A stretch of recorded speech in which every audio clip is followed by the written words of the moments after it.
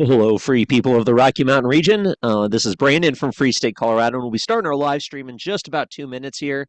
So jump on in, like, share, comment, and we'll be getting started shortly. Thanks for joining us.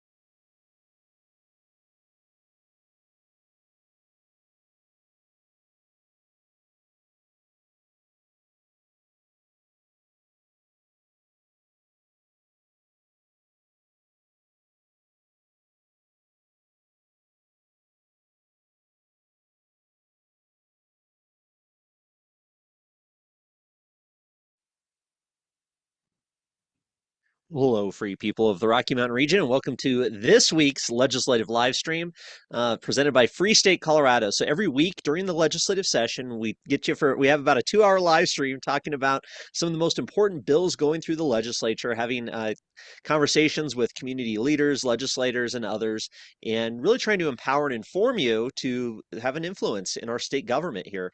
My name is Brandon Wark, and then we also have Michael Vance. Michael, how are you, sir? I'm doing good, Brandon. It's always a good week to track the legislature. Really looking forward to this. And before we start, I have to say congratulations to everything you're doing down in Greeley and stopping a socialist scheme to um, basically create a city funded uh, hotel, water park, and hockey arena. Well, thank you. I appreciate that. We did have the election this last Tuesday in Greeley to revoke the zoning that the city council put on because the most people in Greeley, most Greeley voters who wanted to vote in this election don't want to have this project go forward at this time. So it's very exciting stuff, that's for sure. But yeah, we have a lot to talk about this week. It's going to be a lot of fun. We got an action-packed live stream tonight. We got RMGO catching Valentinas joining us at 7:30. And then now we're about to start with the news. Does that sound good, Michael? Absolutely. Let's get into it. All right, perfect. Let me pull up the presentation here, folks. We got a lot of slides tonight. We're going to give you the most up-to-date information about some of the most important things happening in our state government. And my goodness, folks, my goodness, we have 479 bills, memorials, and resolutions already introduced so far this year. Absolutely crazy. I mean, how can we keep up with this, Michael? No, I don't know how to keep up with it. All I know to do is look at what we can and hope we didn't miss anything too important. Right? Oh my gosh, there's so much to talk about. So apologies, folks. We're not going to go through every single bill. It would be impossible, but we just picked some of the most important ones from a pro liberty perspective that you need to be informed about. So, tonight's schedule, we're going to start here talking about the news. So, we're going to give you an update on what happened at the state legislature last week, go over what we talked about previously, some of the most important bills. Then at 7:30, we have catching from RMGO. Ian Escalante will not be able to make it. Apparently, he's still in preparation for tomorrow's rally at the state capitol, which catching is going to tell us all about.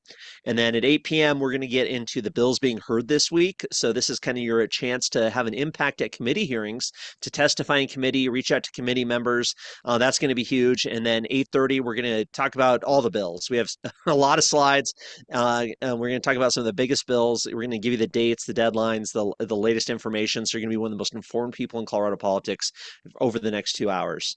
Anything? What do you think, Michael? I think it's great. It's important. I appreciate everybody who joins us every single week. And if this is your first time, thank you for hopping on board with us. And we hope to we hope it's not too much drinking from a fire hose, but that's kind of how this legislative session has been. So thank you for joining us, and we appreciate everybody who joins us. Yeah, definitely. I love interacting with the chat. Please like, share, subscribe, get this out there. It's recorded, so on YouTube, people can watch it later. You can take screenshots, get this information out there to people. We're hoping it's valuable information that people can use to help increase the increase citizen involvement in our government here. So this is the big one. You can take a screenshot here, folks. These are what I think are the biggest bills of the week. So these are your top priorities for testimony and reaching out to legislators who are serving on these committees. We'll go into a little bit more detail as we go on, but just wanted to cover this right off the bat. If you can't stick around for the whole time tonight, these are some of the big bills that we identified. So Monday, tomorrow, it's Gun Day, Gun Rights Day, Gun Control Day, Anti-Gun Day, Pro-Gun Day, whatever you want to call it, down at the House State Civic, Military, and Veterans Affairs Committee. So 1:30 p.m. in the Old State Library at the state capitol. There's going to be one good bill being heard. House Bill 1072 from freshman Representative Scott Slaw, the right to firearm possession and elimination of extreme risk protection orders, elimination of red flag gun confiscation in Colorado. That's awesome. Then, unfortunately, three bad bills. House Bill 1126, the requirements for firearm dealers. And we'll ask, I'm really curious to see what Catching Valentinas from RMGO has to share about these bad bills. And then House Bill 1265, this is the ATF bill, Law Enforcement National Electronic Tracing System and Share Program. Senate Bill 4, expanding the list of petitioners for protection orders. That bill already made it out to the Senate. It's in the House now, so we have another opportunity to speak against it. Then on Tuesday in the House Judiciary, upon adjournment of the House, we have a horrible bill, House Bill 1012, the consumer protections to promote fair market pricing. Absolutely ridiculous. We'll talk about that one. Then on Thursday, on the Senate State Veterans and Military Affairs Committee, upon adjournment in the old Supreme Court, really bad bill, House Bill 107, to modify Colorado Open Records Act. This is the anti-Cora bill led by Matt Soper there to make it harder for us to know what's going on in our government. So please take a screenshot of this, share this around. These are the top priorities for the week, but we're going to go into a lot more than that. Anything to add on this slide, Michael? Not really. If you guys do want to prioritize certain committees to hit, definitely hit Monday if you guys can make it out tomorrow. And if you guys can't get out to the Capitol to testify, at least try to testify via Zoom. That's one of the huge benefits of being in Colorado today is while we do have a lot of tyrants trying to strip our rights from whether it's guns, taxes, parental rights, etc. You at least have the opportunity to make your voice known, make your presence heard down at the Capitol, even if you're all the way down in the Four Corners area of Durango. Or whether you're up in the Northeast by Holyoke, or if you're in Springfield, all corners of the map have the opportunity to make their voice heard. It's one of the biggest advantages we have. Your voice makes a bigger impact than you even realize. So please, if you can only make one committee hearing, make it Monday and 1:30 in the Old State Library. Perfect, perfect. So let's give you some of the news of the week. We're going to give you some updates on what happened last year or last week, excuse me, last week at the state legislature. Gosh, it feels like a year ago. There's so much been happening here. But what happened in and around the Colorado legislature this past week, and then give you some of those headlines here. So let's see some of the highlights, not headlights, but maybe update on last week's big bills. So last week, these are the big bills we emphasized at the beginning of the live stream. And Senate Bill 70, I testified on that one. Good bill, ban government access to historical location information database. Basically, that bill was amended down to only really include license plate readers.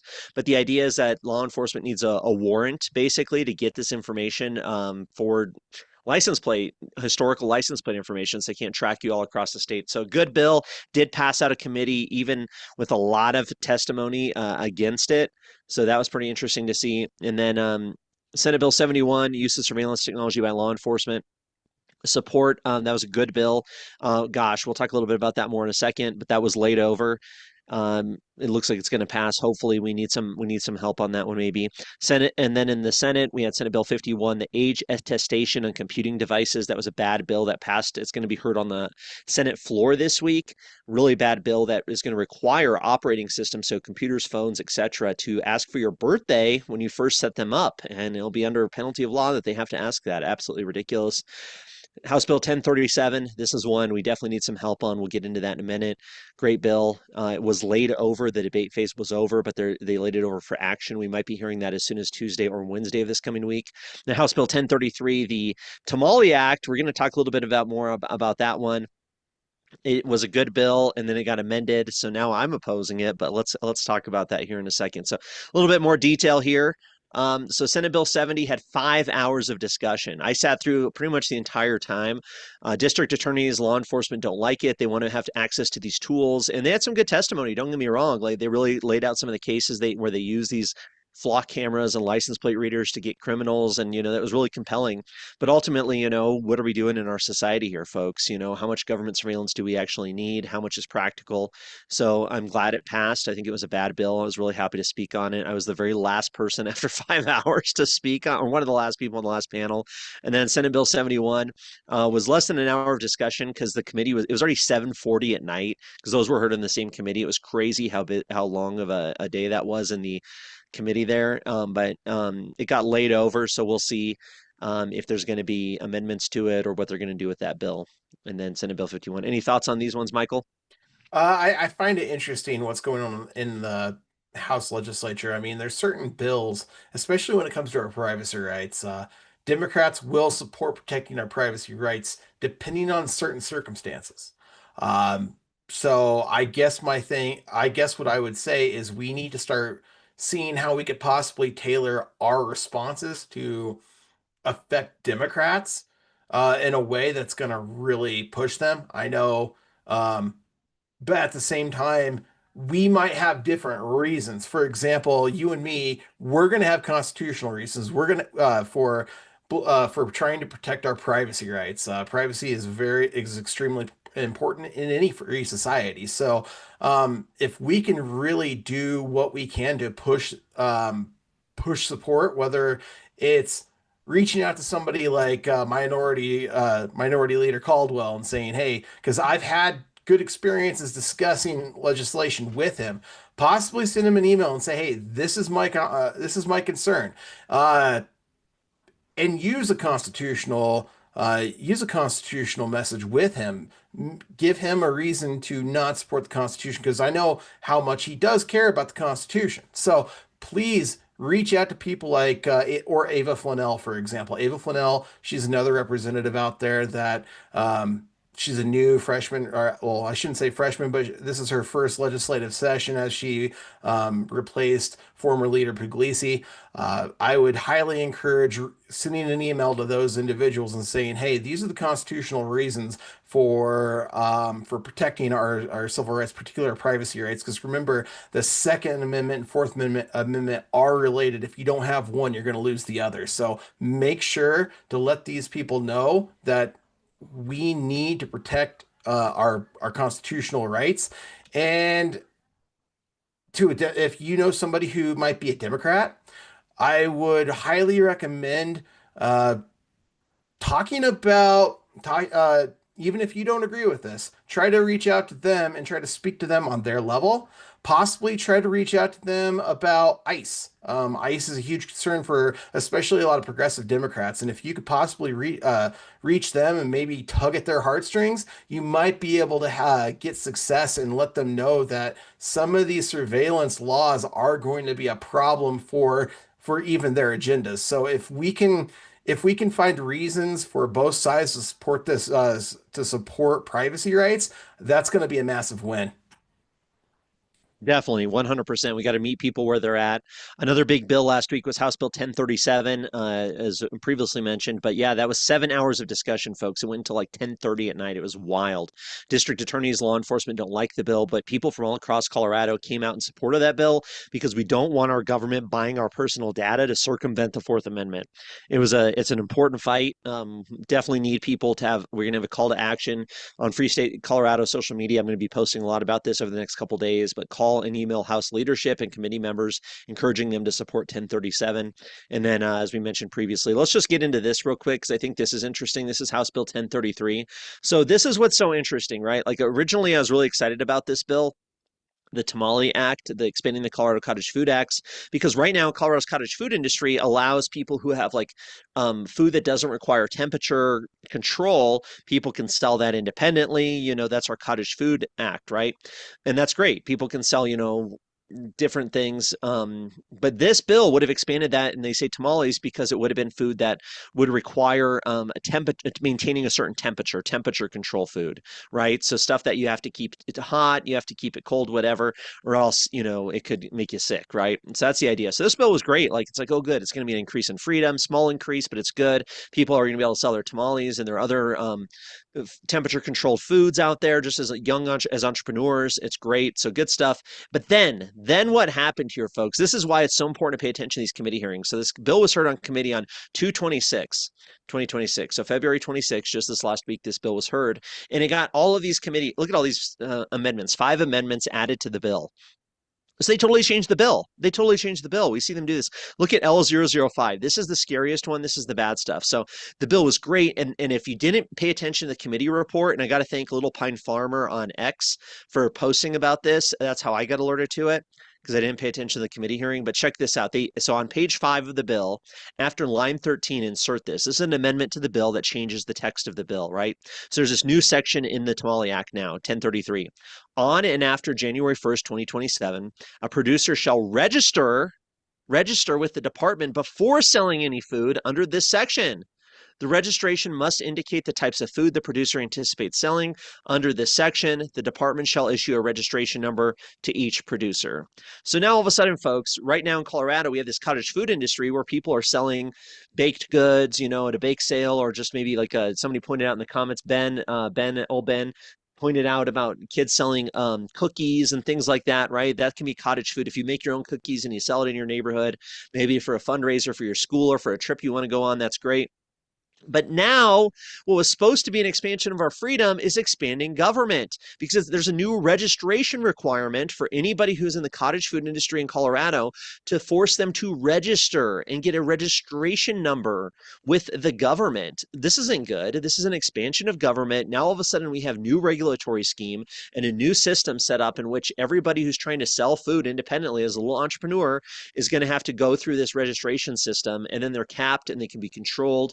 They're capped with how much money they can make, this and that. Before there wasn't this registration piece. So this bill, I think, was a good initially and now got amended and is not good. So when you see little Jared Polis celebrating online, doing his little happy dance about House Bill 1033, the Tamale Act, you can just take a screenshot of this amendment and be like, dude, this is not an increase in freedom. This is an increase in government. What are your thoughts, Michael? No, I'm very, very disappointed in what happened with this bill. I mean, my opinion, they completely killed this bill. And at the end of the day, I think it went from being a food freedom bill to a food regulation bill that makes the industry even worse than before the bill was even introduced. So I'm very disappointed in what happened. I mean, I know we've spoke with Ryan Gonzalez in the past about this bill, so I think it's just very disappointing to see what's happened with this bill, especially once you get Democrat leadership as well as the governor of Colorado involved with bills like this. This bill goes from no longer being a win to a massive loss for Colorado community as well as Colorado small businesses. Definitely, definitely, absolutely outrageous. But that's why it's so important, folks, to know when these bills are going through committee and know what's happening there. Let's just do a quick, we got about 10 minutes before RMGO joins us. So we're going to go through a little bit here about some of the other highlights from this last week. A lot of screenshots from Free State Colorado on X. House Bill 1071, adding more cameras to highways in Colorado, allowing local governments to create vehicle ID systems on interstate highways. Unfortunately, did pass. Democrats voting to grow the surveillance state. So bad news there. This was the 23rd, so this was last Monday.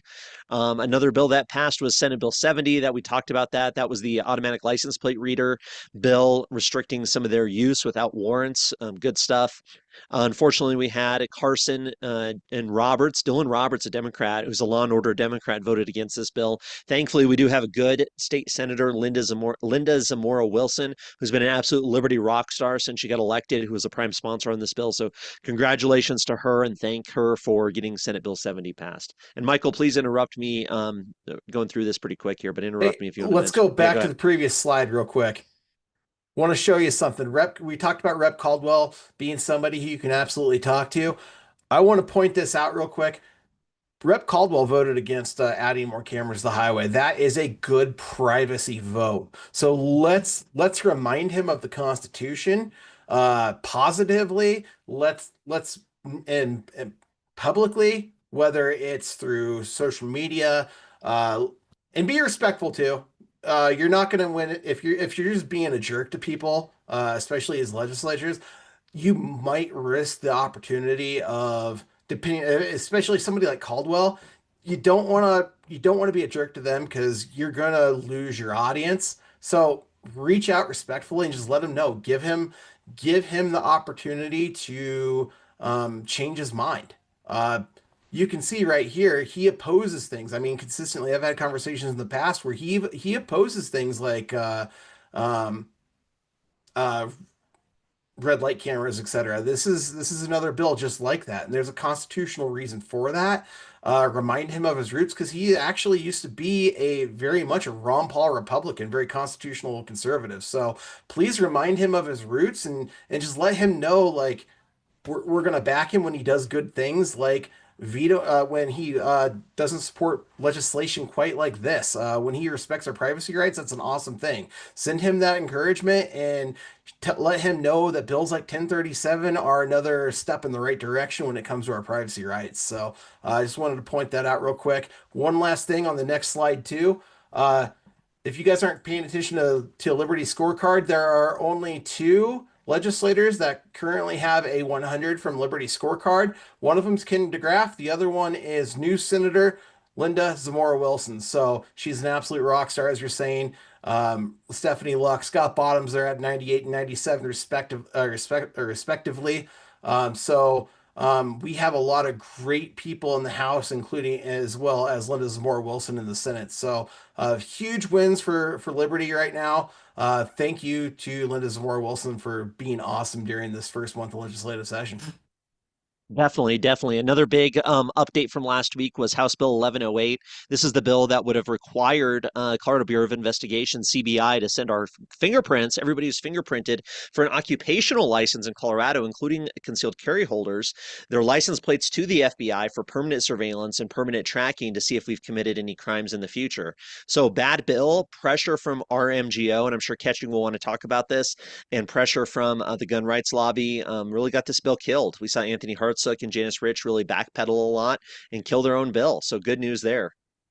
Yeah, absolutely. I couldn't be happier that this bill was killed because this bill affected more than just gun rights, but this is going to be a massive problem for people's gun rights, especially if you have an FFL or if you have a concealed handgun permit. I mean, every single time you go in, you have to get your fingerprints. But this bill also, and those fingerprints would have been sent to, uh, those bills would have been sent to the FBI for permanent storage. That would have followed you the rest of your life when it would have absolutely stomped on your due process. You committed no crime. You should not be tracked like a criminal. But this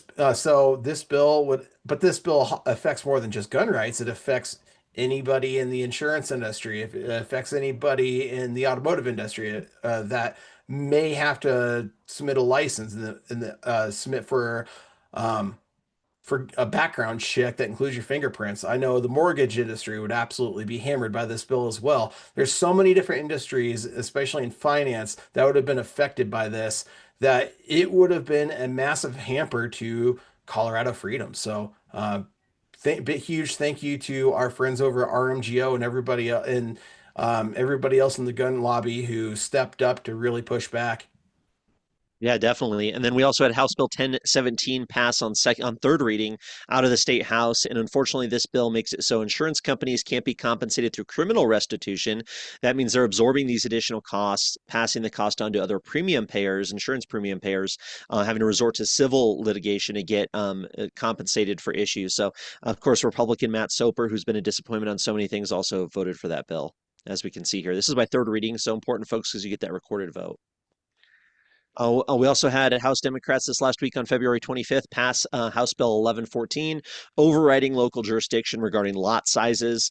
I said lot sizes on my post, but I hope you know what I meant there. Kindergraff and Sukla and others had great speeches there against this bill 1114, but it takes local control away from local communities, forcing this one size fits all approach mandated by the state, which is always a bad thing. I think freedom is going to come through a decentralization of political power. Another bad bill or great bill, excuse me, but bad thing happened to a great bill. Representative or Senator Mark Baisley had this great bill.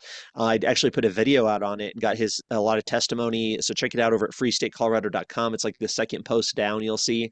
But Senator Baisley tried to have a bill that would require registration for teachers and school staff who had bad behavior, and they'd be tracked so they couldn't just go to another school district because that is happening. They get fired from one school district. Maybe there's not enough evidence to bring criminal charges, but they're clearly being inappropriate. They get fired or quit and then go do it, work at a different school district, and then end up committing horrible crimes against children. So Senator Baisley tried to help and protect kids, but of course, Democrats killed that bill. We also had a good bill. Representative Rebecca Kelty was on the show last week, so just wanted to point out that her bill did pass House Bill 1024. This is the safe haven bill, so where a mother could give up her child from 72 hours to 30 days. So if something happens and she wants to give up her baby, a voluntary relinquishment, she has up to 30 days to do it. So that's potentially a good thing there, kind of matching more what happens the rest of the country. We also had 1037 was phenomenal. I'm really interested to hear Catching's perspective on this, but there were 7+ hours of discussion and debate on this bill. You can see my little the timestamp there that I took a screenshot of. Basically, from 3:31 when they or 3:40 when they reconvened from the recess till 10:48 at night. So 7 hours and 8 minutes of debate on House Bill 1037. So many people testifying in support of this bill, a common sense bill to restrict the government's ability to snoop through our data. Right now, they're bulk buying data, snooping through it, and seeing if they can find us guilty of any type of crime without an actual investigation, without having to get a warrant. And this is a great bill from Representative Kindergraff. But this is the bill, and we'll get into it again later in the evening. But this is a bill that we really need people to contact committee members, especially Representative Ava Flanell, Representative Scott Slaw, Representative Jarvis Caldwell, etc. All right. And then just quickly going through the rest of the week last week, we also had Senate Bill 56, which I am shocked passed. Senate Bill 56 ended the taxation of overtime in Colorado. I guess it's an election year. Of course, Tom Sullivan and Katie Wallace voted against the bill, but William Linstead, a Democrat, actually voted to get this bill out of committee. So it'll be great to see this bill go to the House or the Senate floor is where it's headed to next and see what happens there. But great bill that would stop over a taxation of overtime in Colorado. Of course, Senator Barb Kirkmeyer, who's running for governor. This is one of her signature pieces of legislation this year. She's really been working on as part of her, and talking about it during her campaign. Don't get me wrong; it's not all about her campaign. It's a good bill otherwise, but nonetheless important to point out. Any thoughts, Michael? Oh yeah, I mean, I'm really happy to see something like this pass. In fact, seeing somebody like William Linstead support this bill in committee, I honestly thought that we weren't going to see this bill find any success, especially when there's only two. It might be leadership. I know Barb Kirkmeyer is not necessarily leadership itself, but she is considered a leader in the Colorado Senate. And then you have the minority leader on here. That being said, it's still two Republicans. I'm surprised we saw Senator Linstead flip. So I'm very happy to see that. I'm very happy, encouraged to see that, especially after there was a bill that was introduced and passed last year to decouple from no tax on overtime, taxing our overtime at the federal level. So very, very happy to see this one pass. Let's hope we can see this one continue through the Senate and we can get support and see this one in the House.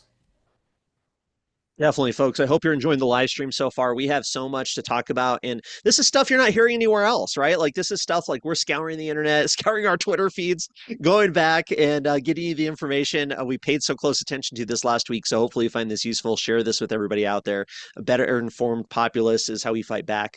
Two bad gun bills did pass on Friday, as people already pointed out in the chat. House Bill 1144 is the anti-3D printing bill. Now, just to bring it up to people, they did amend out the section about possession of digital files. So digital files themselves, it will not be illegal for you to possess digital files. So they did amend that out of House Bill 1144, the 3D printing bill. So that's good. But they did leave in there distribution. distribution of digital files. So if you possess them, that's fine. But if you're posting links to them or trying to share them with people, then you're committing a crime. So absolutely ridiculous. Still a horrible bill. Don't get me wrong. But I want to make sure people were aware of that. And then of course Senate Bill 43, the gun barrel restrictions and registry bill, absolutely horrible. Passed on a vote of 18 to 10 in the state Senate. This is from Rally for Our Rights, a great group led by Leslie Hollywood, good friend and freedom fighter. Another great account you should follow online. Any thoughts on these, Michael? Yeah, I mean, at the end of the day, uh, we've called HB 26/1144 a book banning a book burning ban essentially on a digital level. It still is that. It's just not as bad as it was. So thank God for that. We still need to do what we can to push back against this bill. If you know any progressives that might have talked about book burnings, I'm thinking of Lorena Garcia, for example. A lot of these progressive Democrats have talked about book burnings and how awful it is to not be able to share information.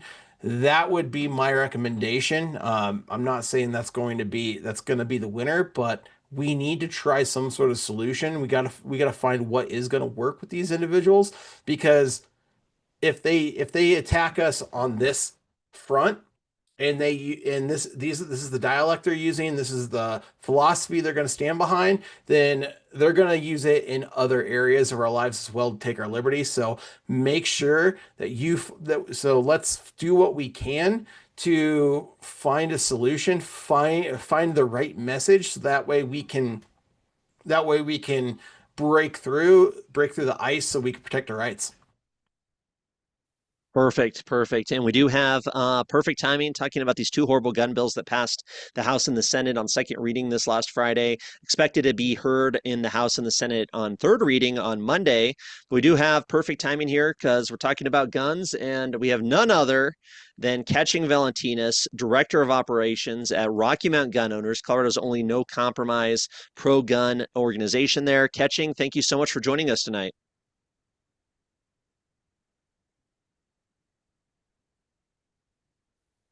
Catching, are you there? We can't hear you if you are.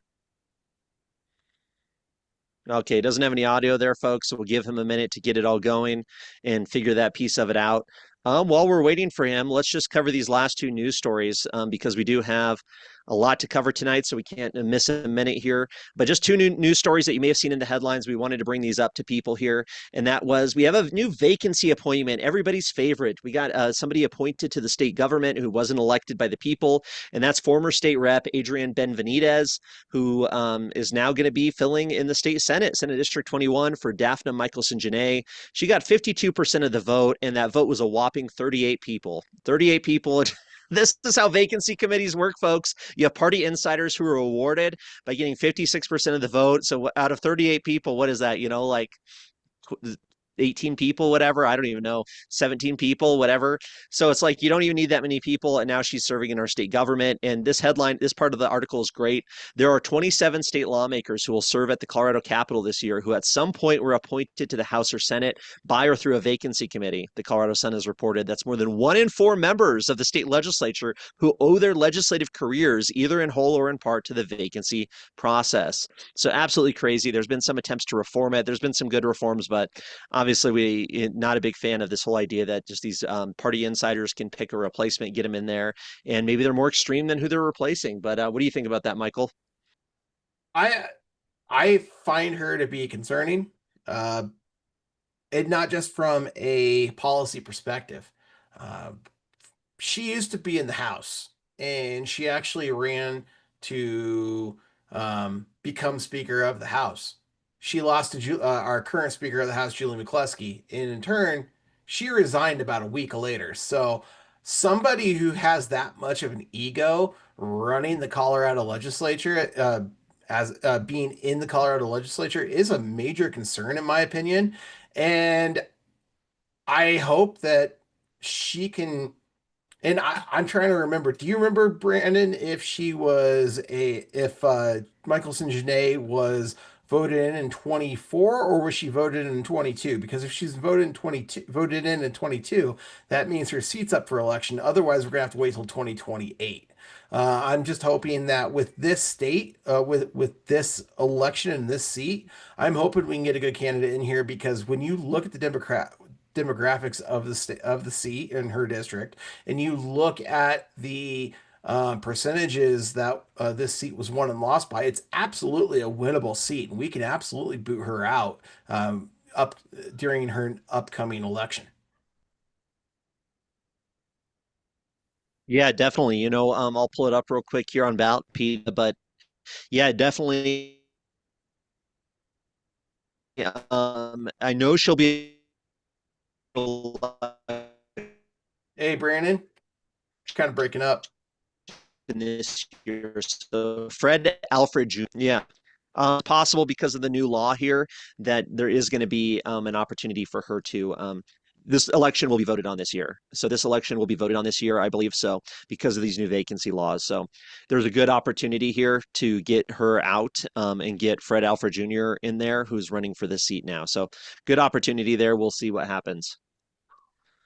The other big story, folks, that we heard was about everybody's favorite felon, Senator Sonia Jaquez Lewis, sentenced Friday for 2 years to probation for fabricating letters of support during an investigation into her alleged mistreatment of capital aids. 150 hours of public service, $3,000 fine, and the fine will be waived if she completes an additional 100 hours of public service. So she was guilty of one count of attempting to influence a public servant, punishable by up to 6 years in prison and a $500,000 fine, and three counts of forgery, which carries a maximum penalty of 3 years in prison per count. All are felonies. So there you go, multiple felonies, and you get probation. What do you think about that one, Michael? I find it absolutely ridiculous because we have other political prisoners, literal prisoners in Colorado, like Tina Peters, who were sentenced to 9 years when this lady did something, in my opinion, even worse. Tina Peters was a whistleblower. You might not agree with everything she did. I certainly think you can make a massive argument that regardless of the process Tina Peters took, even if you do agree that she should have gone to jail, or serve some form of punishment. What she received is a massive over punishment and it's politically motivated versus somebody like Senator Sonia Jaquez Lewis, who received probation. She committed felony forgery, but she's just serving probation. It What's going on in Colorado is extremely corrupt and crooked. I'm extremely concerned about the fact that she was able to get off so easy when she should be serving jail time. If Tina Peters is a whistleblower and is serving 9 years, why isn't Sonia Jacques Lewis currently behind bars? Yeah, definitely two-tier justice system, of course. We know the answer to that, but three counts of forgery. Um, Attempting to influence a public servant. I do remember Tina Peters getting that as well. So absolutely crazy. And I just want to bring up something in the chat. People are talking about tracking barrel purchases. This is why House Bill 1037 is so important. Without House Bill 1037, you could have law enforcement or Attorney General or potentially next Attorney General, Jenna Griswold, trying to track down gun owners by buying the data online of people who are going to gun stores out of state, right? Trying to find that information. So bad stuff there ultimately, folks. We should catching just as having a little bit of an auditory issue there, but he should be jumping back in here in just a second. We'll watch for him. But other headlines, just you may have seen these articles, and we've been tracking these bills, and we're going to talk about them further as they come up for hearing. But Colorado lawmakers want to crack down on sports betting companies. Absolutely ridiculous, of course. Now that they got sports betting legal, it's just like marijuana. It's like they get it legal. We're going to have all this tax money. It's wonderful. It's great. And then they're like, oh, well, no, we need to restrict it, and we're going to lose some of that tax revenue now. And then they have a net problem because of that, because they're already relying on that tax revenue. So and then, of course, another round of fees on beer, wine, and spirits proposed at the Colorado Legislature. So, of course, these little microbrews and stuff are going to have to suffer under ridiculous things. So, just wanted to bring up these headlines, make sure you saw them before we get into the rest of the presentation. Any thoughts on these ones, Michael? One thing to point out about the crackdown on sports betting is the Colorado the voters legalized sports betting via the Colorado Constitution. So now all of a sudden, a few years later, the legislature wants to say no, we know better than the than the voters. I find that extremely hypocritical, especially uh, when you look at the Democrats who love to claim that they are the party of democracy every single chance they get, and then as soon as they see something they don't like, they do not care. They will hypocritically do whatever it takes to ban whatever thing that they don't like, regardless of what they've been told by the voters. So I find that absolutely ridiculous. And you can see this just like alcohol, just like marijuana, more sin taxes. It's not going to do anything except for create more regulation, more regulation, more regulation, and excise taxes just do not work. Yes, sir, that is true. Well, we do have Catching Valentinas, Director of Operations from Rocky Mountain Gun Owners, Colorado's premier gun rights organization. Let's see if your audio is working, sir. How are you this evening? Doing all right. Are you reading me? I can hear you. Perfect. Great. Sounds good. Awesome. Well, thank you so Perfect. much for taking the time to join us. I know you got a big rally tomorrow, and you've been doing a lot of work tracking all these bills. So, first question for you, Catching: what's the biggest thing? What's the most important thing that Coloradans need to know about our gun rights at the state capitol this year? They're at risk. There isn't a permit to purchase bill running through this year, but there are a dozen tiny ways that the gun control establishment is attempting to still erode your rights away. Just because we're waiting on Senate Bill 3 to go into effect in August doesn't mean that they aren't working as hard as they can before the elections to get as much passed. Thanks for hopping on, Catching. My first question to you is, what do we need to be looking out for at the Capitol tomorrow? I know you have a big rally with Washington Gun Law. I've been watching his channel for a while. So, what do we need to be looking out for tomorrow? And also, what time does your rally start? The rally starts at 11. It's going to be right on the West Steps. There are three bills being heard in committee tomorrow. Currently, it's scheduled this way. Last year, they moved the rally they moved the date that Senate Bill 3 was going to be heard in the House upwards of three times. We had scheduled rallies around those dates. They knew what we were doing, and they wanted to cut that size down as much as possible. Those three bills that we're going to be hearing are a red flag repeal that is very important. And so that's a bill to support. We're going to be hearing Senate Bill 004. That is school-sponsored home raids. It sounds crazy. It sounds like it's not real. It's an extension of our existing red flag laws in Colorado to where currently, if someone is going to file a red flag order or an extreme risk protection order on your name to attempt to get rid of the guns from your home, they would have to do it under their own name. Now, entire school districts or entire hospitals can sponsor the process and provide their legal resources to make sure that you're at the greatest disadvantage possible against the system. Again, to issue a TERPO, temporary extreme risk protection order, the judge just needs to believe that it's probably true what's being said. Just 50% plus one of the claim needs to ring true with the judge to issue a search warrant and confiscate everything from your home and have all your property searched. And then lastly, the Gun Shop Abolition Act wants to document every single purchase in the state of Colorado through a gun shop. It's also configured to price out running a home FFL in the state of Colorado. It requires hardening your own home and connecting your security system to that of a local police department if you want to maintain your FFL in the state of Colorado. So those three bills, House Bill 1126, that's the Gun Shop Abolition Act, Senate Bill 004, and then which is school-sponsored home raids, and House Bill 1072 will all be heard in the House State Affairs Committee. Wow. It's like you think they can do it's like they just do everything they can, right? It's like I think I can't hate the government any more than I already do. I think they can't get any worse than they already are. And it's like I get proven wrong every week. It's like it's just so infuriating, so frustrating. But Catching, I'm so curious on your perspective here. What do you think what's the biggest thing in the gun rights fight this year that people aren't talking about? Right now, I mean, so we keep watching these laws get passed, and Rocky Mountain Gun Owners is fighting them every step of the way, every single year. You folks on the show have been very present. Other organizations have been present. But something that people like to say is, oh, well, these laws aren't really being enforced, or just look at the magazine ban. Really, who's getting their house broken into to go and collect these high capacity magazines? And there's an appearance in the state of Colorado or there's an assumption amongst gun owners that law enforcement has their back, that their sheriff or their local police department would never go and collect information on them, would go and ascertain what gun laws they're following or what gun laws they're unknowingly breaking. Now that we have dozens on the books, it's pretty easy to break a gun law in the state of Colorado. Right now, we've already had law enforcement testifying that they need your stolen data to profile you. They need your stolen data to do their job. They have so many databases, they can't really truly name them all.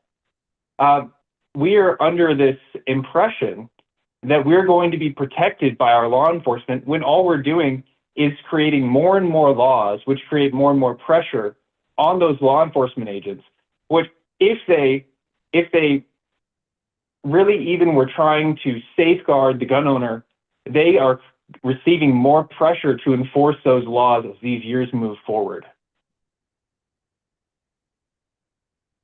So that's the biggest issue. It's a real risk.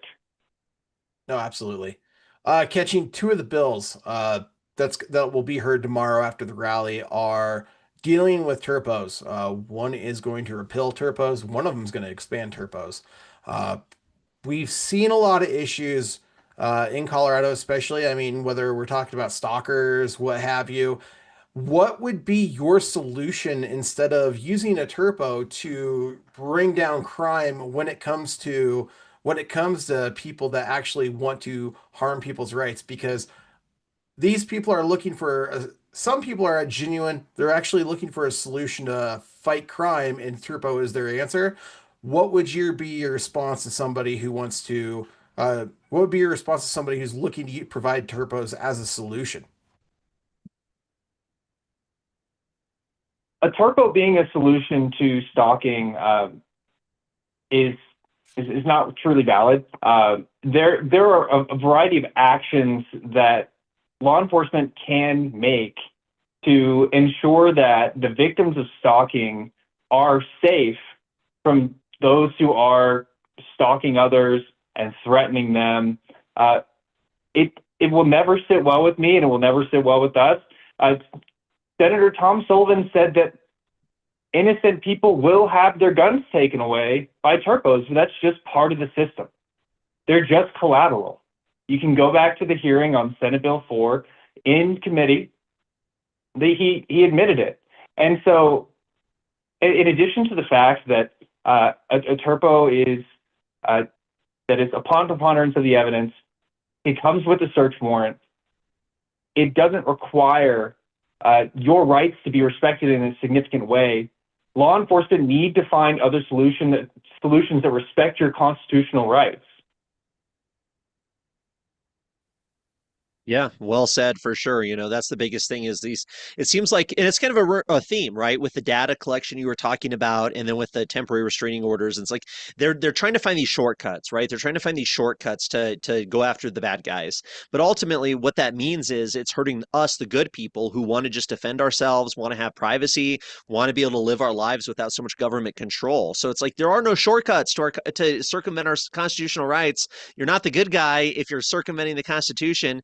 And I think that's such an important point, 100% important point. But hey, if you don't mind catching, I'd love to hear a little bit about the good bill, because, you know, it's so infrequent to have good bills to testify on. But you talked a little bit about the bill from Representative Scott Slaw there, House Bill 1072, the red flag repeal. Can you tell us a little bit about that one? Yes. This is a great measure from Representative Slaw. Truly, it strips years of rolling requirements for law enforcement and for our judicial system to comply with these red flag orders, and it removes red flag orders from Colorado's code to where they can't be employed to victimize gun owners. This is a 100% win for gun owners. It requires gun owners need to weigh in on this issue. All too often, red flag laws are pushed aside as something that many perceive as too complicated to explain, since we get into some judicial procedure. Red flag orders are a loaded gun that the state always has pointed at your head, that they're just begging someone to use on you to leave your family defenseless. And what Representative Slaw's bill has done is stripped it out of the Colorado revised statutes to protect gun owners from a law that never should have been passed. Staying on this bill, I want to ask real quick. This bill does two things. One, it's going to nullify extreme risk protection orders. The second thing it does is it codifies an individual's right to own, possess, and use a firearm to the maximum extent permissible by state and federal constitutions. Can you explain to me more how that will affect Coloradans in their day-to-day life? Well, if we had our constitutional rights respected in Colorado, we really wouldn't have a big issue today. We wouldn't be having this call. And the right to own a firearm is codified in the Colorado State Constitution as well. But what happens is we are governed more by statute than by constitution in this state. When we look at legislation, and when we look at the way that the law is employed in the state of Colorado, unless you're willing to shell out money to sue the state, the law is going to be enforced by statute, not by constitution. And so those are two very important standards, and to make a differentiation between, because the Constitution is higher. It should be the law of the land.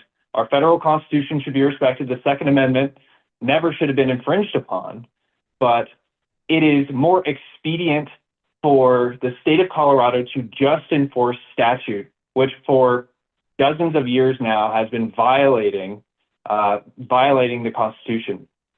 And so this bill would safeguard the right of gun owners to keep and bear arms in the state of Colorado against all the legislation that's been flagrantly violating those protections that all gun owners have.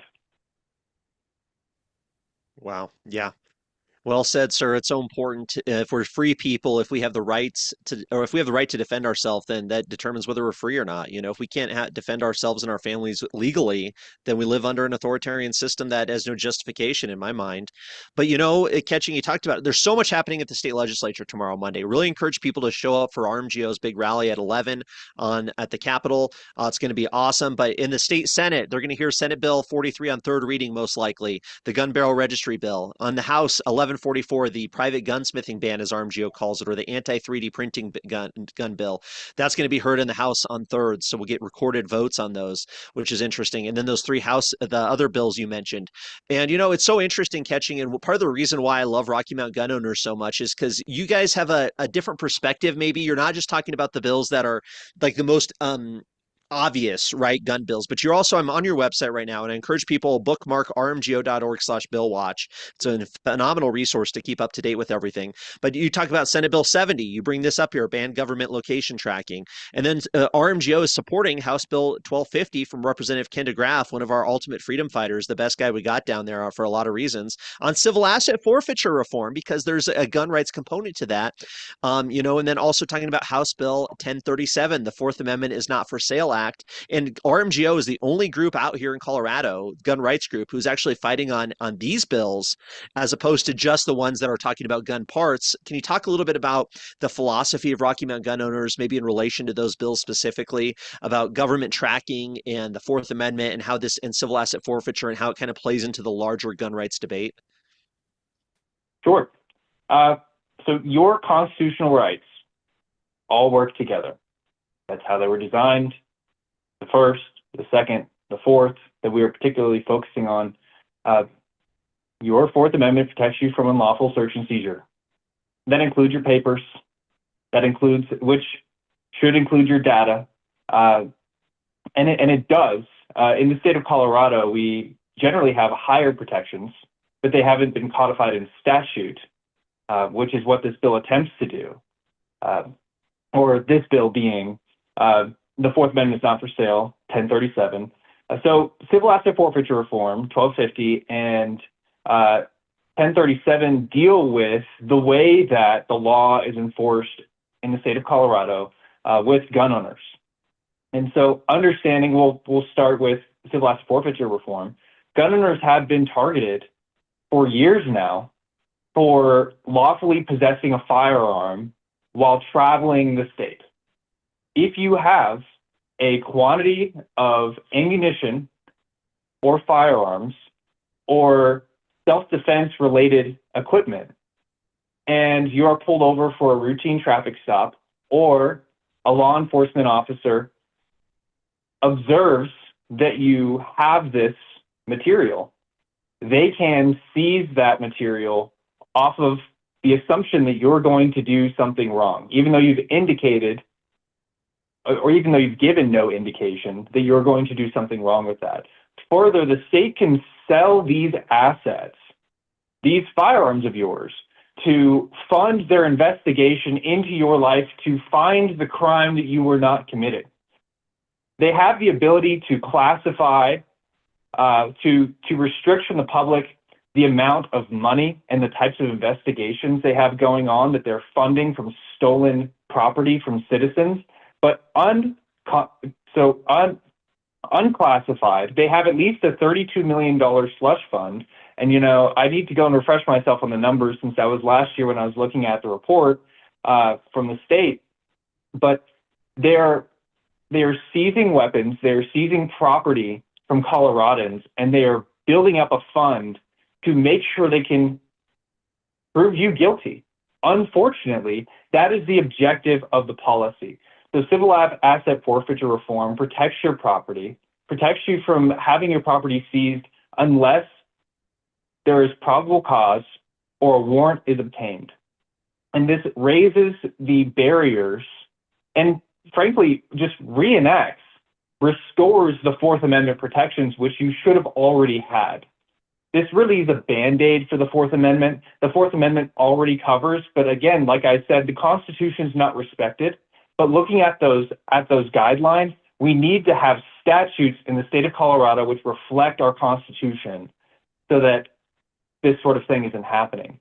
And with House Bill 1037, the Fourth Amendment is not for sale. The bill is highly permissible to law enforcement.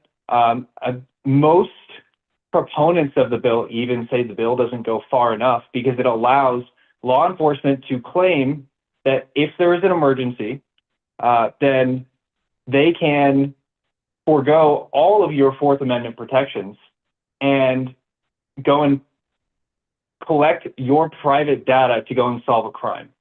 Now, it is acknowledged there are some times where it would be more expedient for law enforcement to be able to violate our rights to stop real crime. But as soon as we remove those lines, your rights cease to exist. And there are many who are opposing this bill who disagree with the way that Jared Polis's state police and all of the law enforcement under Jared Polis's leadership in Colorado are employing the law, but they want to give law enforcement more power to profile gun owners in the state of Colorado. You can throw out the buzzwords like Palantir and all these other data aggregators. The bill actually allows law enforcement to purchase data, which is privately available to citizens from organizations like Palantir to solve crimes without a problem. Yet law enforcement came out, they couldn't quite explain how the bill hampered their operations. They just hated the idea of having to get a warrant or having to explain themselves when they were going to collect your data. Unfortunately, even a Republican lawmaker stated, they gave an analogy, and I'll keep this short, but they gave an analogy that said, and I'm paraphrasing, and I need to go pull the clip, but they said if someone had committed arson and they found a blue match, they said it would be expedient to be able to go and buy the list of everyone who had bought a blue match so that they could go and find that arsonist. We don't like arsonists here in Colorado. We have problems with fires, but that blue match is a gun. It's a gun. So functionally, the principle applies the same. We will never stand by any representative or senator or any individual saying that the state needs to buy a list of gun owners and profile every single one of them to stop gun crime in the state of Colorado. If anything, they should ascertain a list of who doesn't have guns and make sure they're provided to stop gun crime in the state of Colorado. One of the big issues that I see from a privacy perspective, a lot of time, or well, I shouldn't even say just privacy, is I'll say the Constitution, is people will claim technology has changed, the Constitution hasn't changed, so therefore the Constitution is outdated. I see people talk about that, whether we're talking about our Fourth Amendment rights, our Second Amendment rights, our First Amendment rights. Can you give a response to that? How does the Constitution relate to technology, and does technology advancement actually negate our rights? So there are two different responses to that question. One is for the people who agree with us. And by that, I mean people who value their liberties. So to those who value their liberties and are seeking for a reason to justify in their minds why they should look at this old document that's hundreds of years old and still say that it's relevant today, because you still have God-given rights, is a very plain and simple answer. And that was decided at the beginning of this country. We are still continuing in the same tradition. This is something that is not negotiable. The technology of the day was advancing rapidly, even at the point of our founding. We had rifled barrels that were coming in. The Second Amendment, or the technology that was being used in our arms, was advancing rapidly around that same period of time, and it was protected again and again and again. And with the Fourth Amendment, there's for those who say that your data is not equivalent to your papers in the Fourth Amendment, they're being willingly obtuse. They want to erode your privacy. Your data is your property. These are electrons that are on your computer, your property.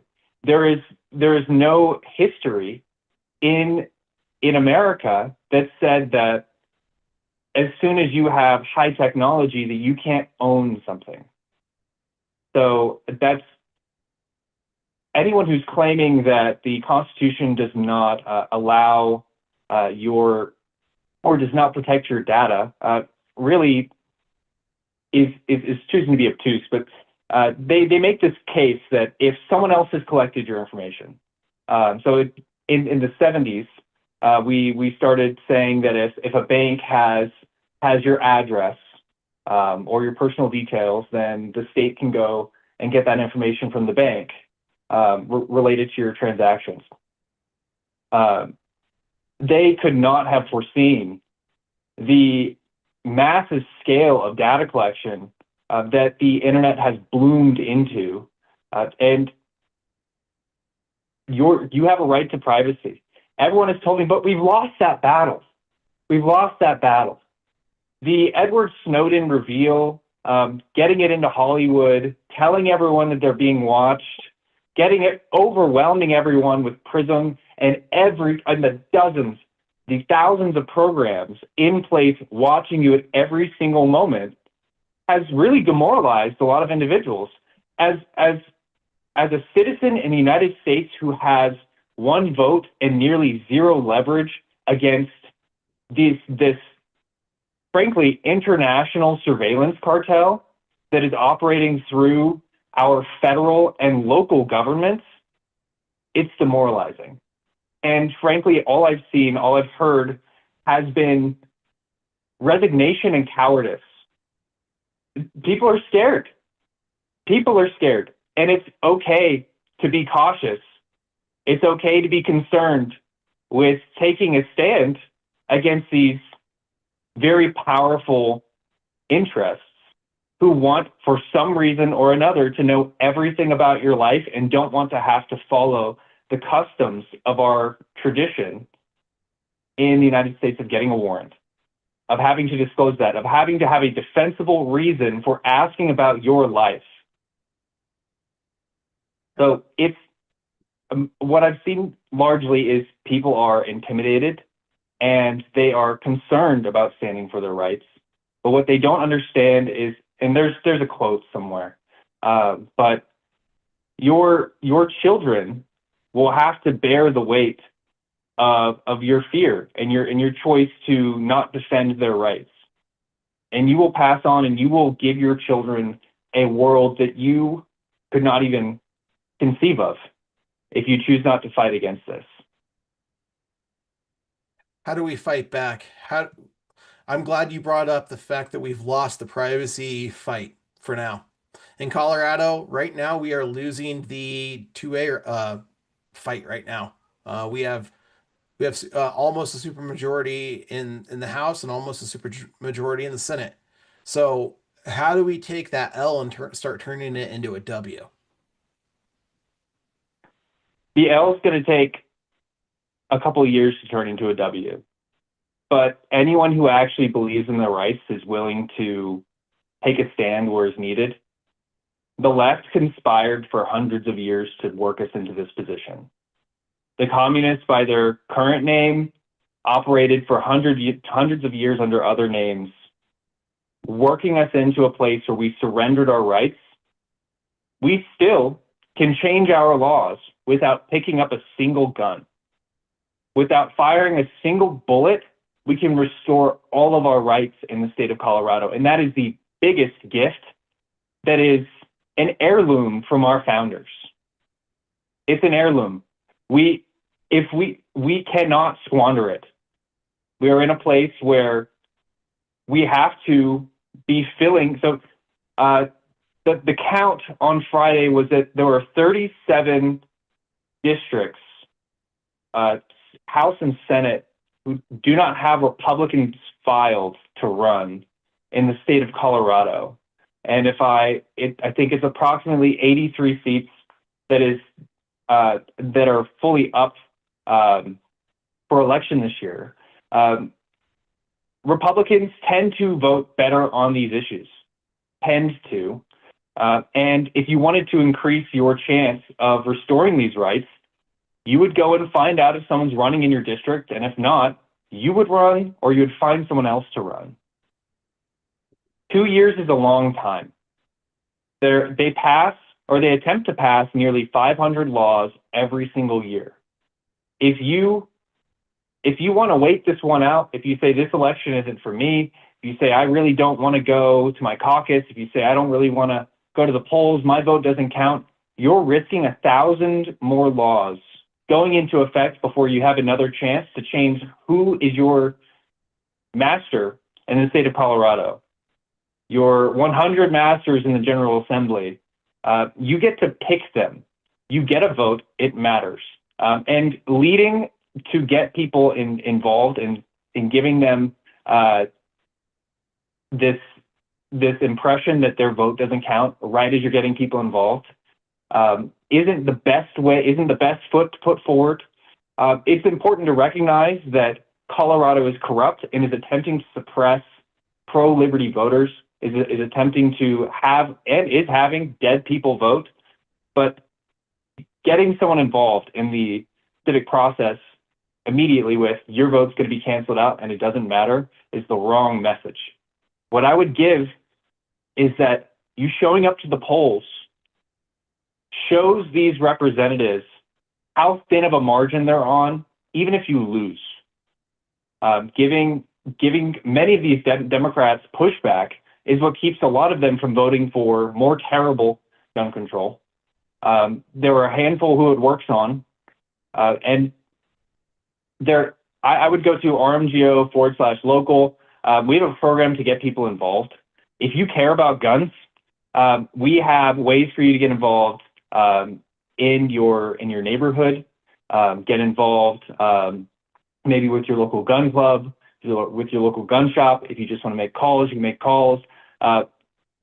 We have a state full of anti-gun politicians to oust, and there is a place for everyone to make a difference. Well said, sir. Yeah, I'm so optimistic and so hopeful because I've seen just in recent years how many more people are coming to the fight, how many more people are getting involved, how many more people are showing up, right? There's so many more people fighting now than there were years ago. There's more people doing videos, there's more people showing up to testify, making memes, getting on social media, talking to their neighbors, getting out there and hosting events in their communities, which is ultimately what it needs to be done. But, Catching, I think what you said really resonated with me that even if we don't defeat one of these gun grabbers in the election, if we get really close to defeating them, it does put them on notice and it does make them vote better. I mean, it really does, right? I mean, there's a reason why Bob Marshall doesn't vote for every single gun control bill out there. I'm looking at my board here. He only won by 1,373 votes in 24, and it was only 300 something or 400, whatever it was in 2022.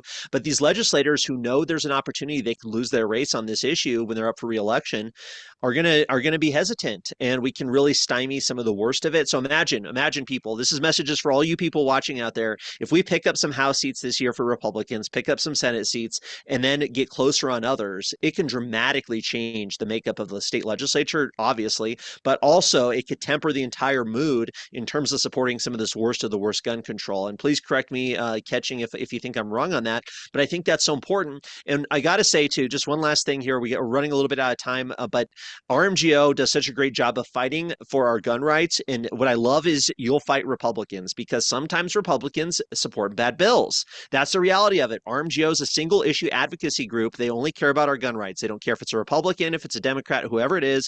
If they put a bad gun bill out there, RMGO is going to go after them. And that's what we need. So if you don't mind, Catching, I'd love to hear your perspective on 1108. Feel free to respond to anything I said as well if there's some nuance or something to add to it, or I got something wrong. But for 1108, I'd love to hear about this bill because this bill was sponsored by Republicans, and RMGO's public pressure campaign helped kill this bad bill. This bill, just to recap for people, would have sent our fingerprints, Michael and I brought it up earlier, but would have sent our fingerprints to the FBI for permanent monitoring, and it got stopped thanks to public pressure from RMGO and people out in the community and the voters reaching out to Republicans, challenging them on this. So I'd love to hear a little bit about that, Catching. What's that inside scoop, if you don't mind? I recently spoke with a leader in the Colorado Senate who asked me what would give me the impression that the Colorado Senate is not reading their bills. Why would I say that they're not reading their bills? And I patiently said, at the moment, there's nothing wrong with it. There's no indication that you're not reading your bills directly, but the citizens of Colorado would have no problem with you reading them 2 times, one time before every vote on the floor. Every single law is important to every citizen in Colorado, and I was told by that leader in the Colorado Senate that reading bills at length would lose them the independent vote in the state of Colorado. Do I know why? No. Then we had House Bill 1108 introduced. House Bill 1108 was a bill to hand over every single set of fingerprints that the Colorado Bureau of Investigation had over to the FBI. And, if these were booking fingerprints, let's say, well, not even booking, frankly, let me retract that. These are fingerprints that have come from individuals employing or applying for employment background checks and for concealed handgun permits at the local level. And these fingerprints are supposed to be in the custody of your local sheriff, but you're required to get a CBI background check, which means that CBI has those fingerprints. Now, recognizing this, Rocky Mountain gun owners did our due diligence, reviewed the bill, and then we were preparing to oppose the bill, and we were really disheartened to see that Representative Anthony Hartsook and Senator Janice Rich were sponsors, prime sponsors on the bill, carrying it. And that didn't hold us back from opposing the bill, but we were disheartened. And then now, the Senator Janice Rich made sure to tell us that her bill says nothing about the Colorado Bureau of Investigation, because we went out and told our members about what the bill entailed and how it was going to place concealed handgun permit holders and applicants on a permanent watch list with the FBI. And she said, my bill has nothing to do with the CBI, but we had to remind her, and unfortunately it was public, that her bill is entitled the Colorado Bureau of Investigation, CBI, Access Federal Fingerprint Search Service. This senator had no idea that she had picked up the bill, but that is how, as I've come to understand, all of your elected representatives and senators are picking which bills they're on or not on. They're trying to find a good bill to run and hold in front of their voters for re-election to say that they're pro-law and order or that they're really safeguarding your rights. It was really reprehensible. It was very disgusting. We were hounded by individuals who said, but Representative Anthony Hartsook is a veteran. He's a veteran. You got to trust him. Veterans can do no wrong. And I really do thank everyone who's served for our country. I thank Representative Hartsook for serving for our country. But serving as a veteran does not give you immunity from introducing bad bills which set up Coloradans to be profiled by the FBI. It simply doesn't work like that. And because of that, we'd be happy to see a primary sponsor in his district. If you have a friend in Parker who is connected with the community or is just interested in giving a bad Republican a run for his money, reach out to Rocky Mountain Gun Owners.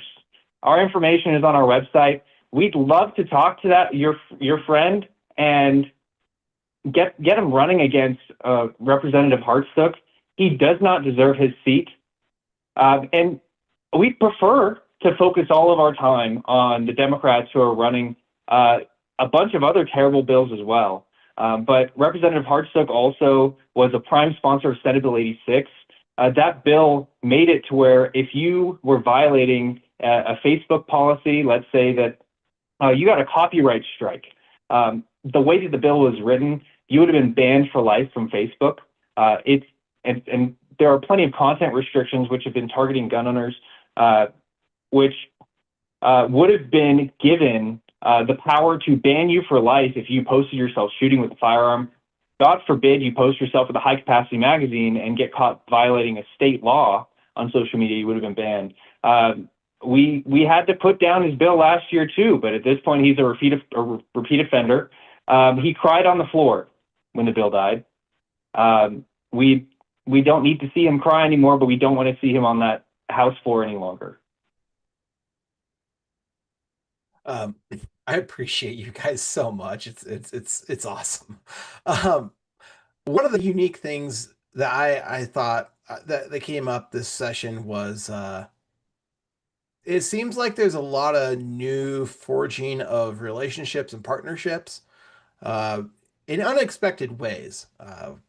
I saw you down at the Capitol a couple weeks ago when we testified for Rep. Bradley and Rep. Brooks's 1021, the Second Amendment Protection Act. In that committee was Jennifer Bacon.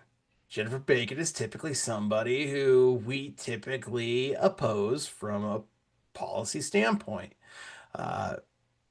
When she was in that hearing, she seemed to mention you guys quite frankly, saying there were a lot of issues in that bill that she actually agreed with.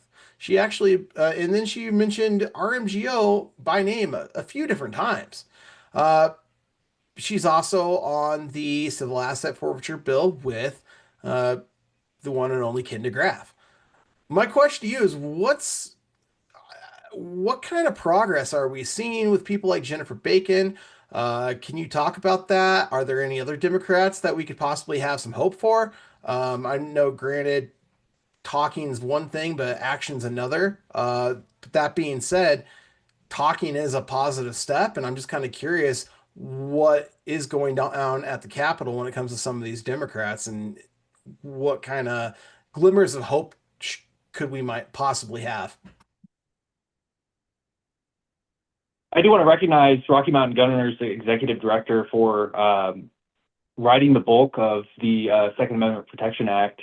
It was really his brainchild, but it was thanks to the bold prime sponsorship of Brandy Bradley and Max Brooks that we got that bill to committee, and they worked so hard to make sure that folks got there. We got folks out to that committee, and Representative Bacon did recognize that there were provisions in that bill that she may have agreed with. She may not agree with a wholesale repeal of our gun controls in Colorado, unfortunately, but I had my first interaction with Representative Bacon last year on the possession of a weapon by previous offender bill. It is, so to preface, it is the position of Rocky Mountain Gunrunners that if you believe that someone is a threat to society, and you believe that they should not have a gun, they should not be free in society. Now, this determination should come after criminal proceedings. It shouldn't come before criminal proceedings. But if by due process someone has shown themselves to be a threat to society, then the state has an obligation to deal with that.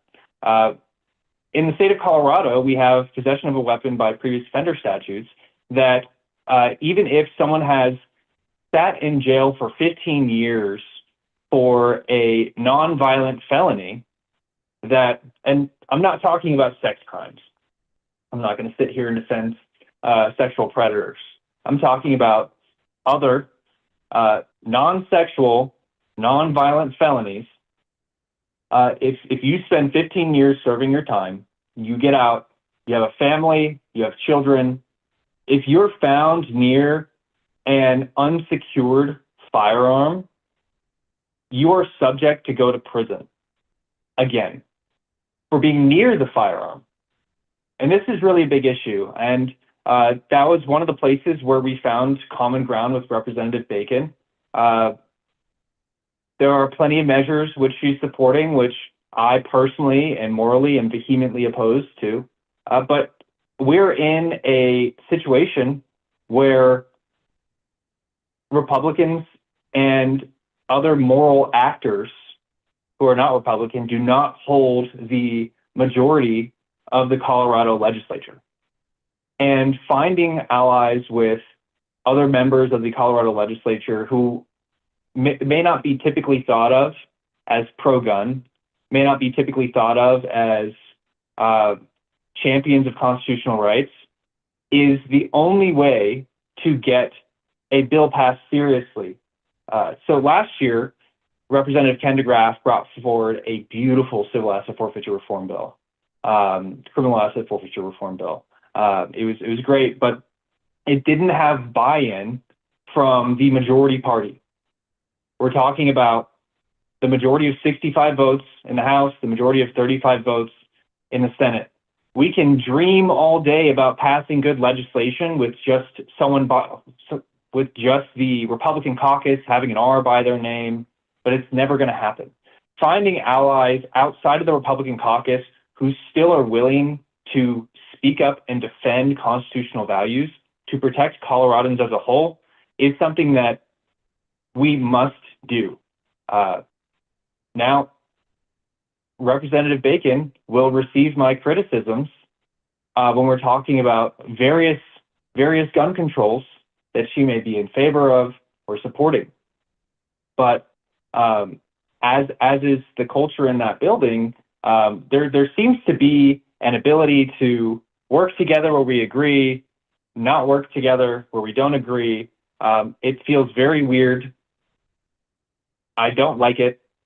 It feels it's unusual, but in the defense of our rights, it's something that we must do. This isn't a matter of, oh, I only want to work with the people who agree with me 99% on morality or our constitutional rights. We must protect the rights of Coloradans. We must protect the rights of gun owners in Colorado. Look, if 99 communists wanted to vote with my one constitutional champion, I'll take it. I'll be concerned. I'll want to understand why they feel that way, and I'm going to ask them. But this legislation is not new. We're not really writing anything novel in the state of Colorado. These are constitutional protections, which legislators with L's and R's by their name across the country have voted for to protect gun owners and law-abiding citizens across the country. It's just a matter of sharing this legislative approach with the General Assembly in Colorado to stop Coloradans from being victimized by perhaps even a well-intentioned but evil-doing law enforcement apparatus in our state. Definitely. Yes, definitely. We got to find the common ground where we can and fight the battles we can win and look for those opportunities. But Catching, really appreciate you joining us tonight. Appreciate you being here. Appreciate all your work down at the state capitol. I always see you down there fighting for our Second Amendment rights. And thank you so much for everything you do. Thank you for Rocky Mountain gun owners. Any final words here before we let you go? If you are coming down to the Capitol tomorrow, again, it's going to be on the West Steps at 11 o'clock. Committee will be starting shortly after the rally. Look up where you're going to park. If you handle that beforehand, your life's going to be a whole lot easier. There used to be parking meters right across the street from the Capitol. That's become staff parking. So figure out what lot you're going to park in. That really takes a lot of the stress out of your day coming down. And I would encourage you to go to RMGO, RockyMountainGunOwners.org/testify. You can sign up for all three bills that are being heard tomorrow all at once. You just make sure that those green dots are lit up, and then you can sign up. Well, we have a service that'll get you taken care of. And then if you, let's say you're on the other side of the mountains and you're not going to be making it in, you can still testify remotely. It's something that really makes a difference. All of the gun control establishment hate it when they have to sit in committee and listen to gun owners state their case and remind those legislators that they're violating the Constitution, that they're violating their rights. And it intimidates them. They don't like it. You start to see them pull their collar a little bit during that committee. It takes 2 minutes to testify. You can put on the Zoom, listen for your name, and then come on to make your point heard. If you have the bandwidth to do it, it is a public service that is critical to the defense of your rights. These legislators need to hear that they're opposed, and it chips away at them bit by bit. So again, Brandon, thank you for having me. You and Michael have always been great friends of Rocky Mountain Gun Owners, and it's an honor to be on your program. Awesome. Well, thank you so much, sir. Really appreciate you taking the time. I know you got a big day ahead of you tomorrow. We'll see you a remote or in person. And yeah, good luck with the rally at 11 o'clock. Hopefully we get a good turnout there. And do you mind mentioning your special guest real quick who's going to be at the rally? Yes. William Kirk, Washington Gun Law, is going to be at the Capitol. He is a brilliant mind. We are running a lot of legislation that's coming out in Colorado by him. He's seen a lot of what we've had here in Colorado out in Washington, and he is so sharp on the issue and a great figure. We're honored to have him out, and so you don't want to miss him. And it's a great opportunity to hear him and Ian Escalante talk about where we're at and how we're going to stop it in the state of Colorado, in addition to being able to testify on 3 gun bills all in one day. That's typically unheard of, but providing that they don't move these hearings at 8 o'clock in the morning, which we will inform everyone if something happens, then the hearings are going to happen, but we're going to be rallying regardless. So if they move the bills, fret not, we're going to be on the West Steps rallying for our rights. Awesome. Well, thank you so much, and encourage people to follow RMGO on Facebook and X, and follow Catching as well. He's on X. I'll make sure to repost him there. But really appreciate you taking the time to join us. Have a great night, and I'm sure we'll talk to you soon. Thanks. Good night. Thank you, Catching. Awesome. Well, folks, don't go anywhere. We still have an action-packed evening ahead of us. We're going to talk a lot about some of the bills coming up this week. But Michael, any thoughts on our conversation with Catching before we jump back into the slideshow? Catching's great. I've known him for a little over a year now. It's awesome to see what RMGO is doing. Ian Escalante is still there. You don't see him as often, but you still see him very often at the Capitol. I love what RMGO does. They are consistently down at the Capitol fighting for your rights, consistently working to update everybody what's going on with your gun rights, and informing you on how you can also get involved. So they've been around longer than just about anybody historically. If somebody's been around making policy decisions, helping inform everyone at the Capitol, trying to work with legislators as lobbyists, it's been RMGO. So I'm grateful for all the other gun groups that are coming out. Some people don't like RMGO, and that's fine. If you need another organization to get involved, I'm grateful for them getting out there as well, whether it's CSSA, Rally for Our Rights with Leslie Hollywood, who we also love. We just want people getting involved with the fight, and however it takes, get involved. So we appreciate you, and we especially appreciate Ian and Catching, Dudley Brown, Taylor Rhodes, everybody from RMGO who's been involved, and we're lucky to have them, because if it wasn't for them, it would be even worse in Colorado. Well said, 100%. Love RMGO. Encourage people to become a member, sign up for their email list, get involved. They're doing the good work, and we just need more people involved. But you ready to jump back into some of the bills being heard this week, Michael? Oh, absolutely. They're not going to stop, so we can't either. Definitely. So don't go anywhere, folks. We're going to talk about some of the most important bills being heard in committee hearings this week. We'll also touch a little bit on the floor. We'll probably skim through some of the gun bills, just because we talked about most of them already. But folks, this is such an incredible opportunity we have here in Colorado to speak in front of these legislators, to have your voice heard, and to start this movement. We're really starting a movement, chipping away at the authoritarianism and expanding our liberty. So it's important to know what's happening in our state government. It's a big election year, as everybody was talking about. And let's go ahead and jump in here about some of the bills being heard this week. So Monday on the House calendar. Now, this is on the House floor, so you don't have an opportunity to testify.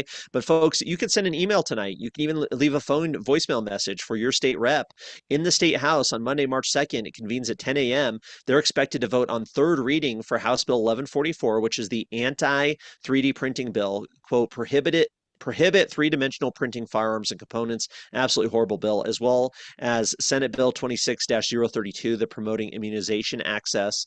A lot of controversy over that bill as well, by a really misguided attempt. Bad bill, ultimately. So those are both being heard on the House floor tomorrow on third reading. Third reading is important, folks, because that's when you can see the final vote count and get that recorded vote, and actually get a screenshot of it and use that during election time and keep track of how every legislator is voting there. Any thoughts on these ones, Michael? Now, I'm glad you brought up the final vote on third reading. If you guys don't know how to do that, hop onto the Colorado channel on YouTube.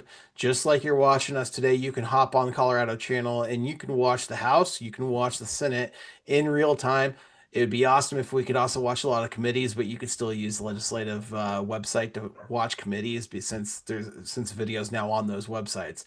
But in the meantime, you do have the opportunity to go in there and you can actually screenshot. For example, I use my phone frequently. Brandon uses his phone frequently. Or if you have screen capture, for example, the snipping tool on on Windows computers, watch, and as soon as that bill pops up and you see the final vote total, pause YouTube and find a way to screen record. Um, in whatever app fashion that's going to work best for you. So please do what's if you can, watch and then share. Once you've screen shared, share with all of your friends, all of your family. Let Colorado know what's going on at the Capitol, and then with that recorded vote, you can see exactly how your representative voted, whether we're talking about the upper or lower chamber, and you can also see how some of these. You can also share how some of these swing districts voted as well. So if Bob Marshall makes a bad vote on a gun bill, you can absolutely hammer him. So yeah, please, Lisa Hamrick. I know out in, for example, HD 61, Lisa Hamrick. She didn't have anybody run, and she barely won it in 24, and she didn't win by much in 2022. I'd love to see her go down in 2026. So yeah, make sure we're sharing how these swing districts are voting with all of your friends and family, and we have a shot in Colorado. Definitely. And then also on the Senate floor tomorrow, Monday, March 2nd, there's two bills being heard on Senate Bill 43. That's the regulation and restrictions on firearm barrel purchases. So that's going to be on third reading. So we'll get that recorded vote in the state Senate to see how they vote. And then on second reading is Senate Bill 51, which is the age attestation, if I can pronounce that right, on computing devices, which requires operating systems, so your computers and phones, to get your birth date when you set them up. So absolutely egregious authoritarian legislation paving the path for digital ID. Two bad bills being heard on the Senate floor tomorrow. So that's something to pay attention to as well. And as Michael said, you can watch live on the Car Out channel on YouTube. Any thoughts One on thing, these before we go forward? Yeah, go. yeah, real quick, one thing to point out, seconds is where you're going to hear a lot of when you're going to hear a lot of dialogue back and forth. A lot of legislators are going to have the opportunity to talk for a good amount of time. Thirds, they really try to limit some of that dialogue and the discussion on the floor. So if you have the opportunity, these are some of the best times to really dig in and listen to some of your legislators and your representatives. For example, I'm really excited to see what Linda Zamora Wilson's going to say about Senate Bill 51. I know how a lot of legislators are going to, where they're going to I'm also curious about what they're going to say about Senate Bill 43.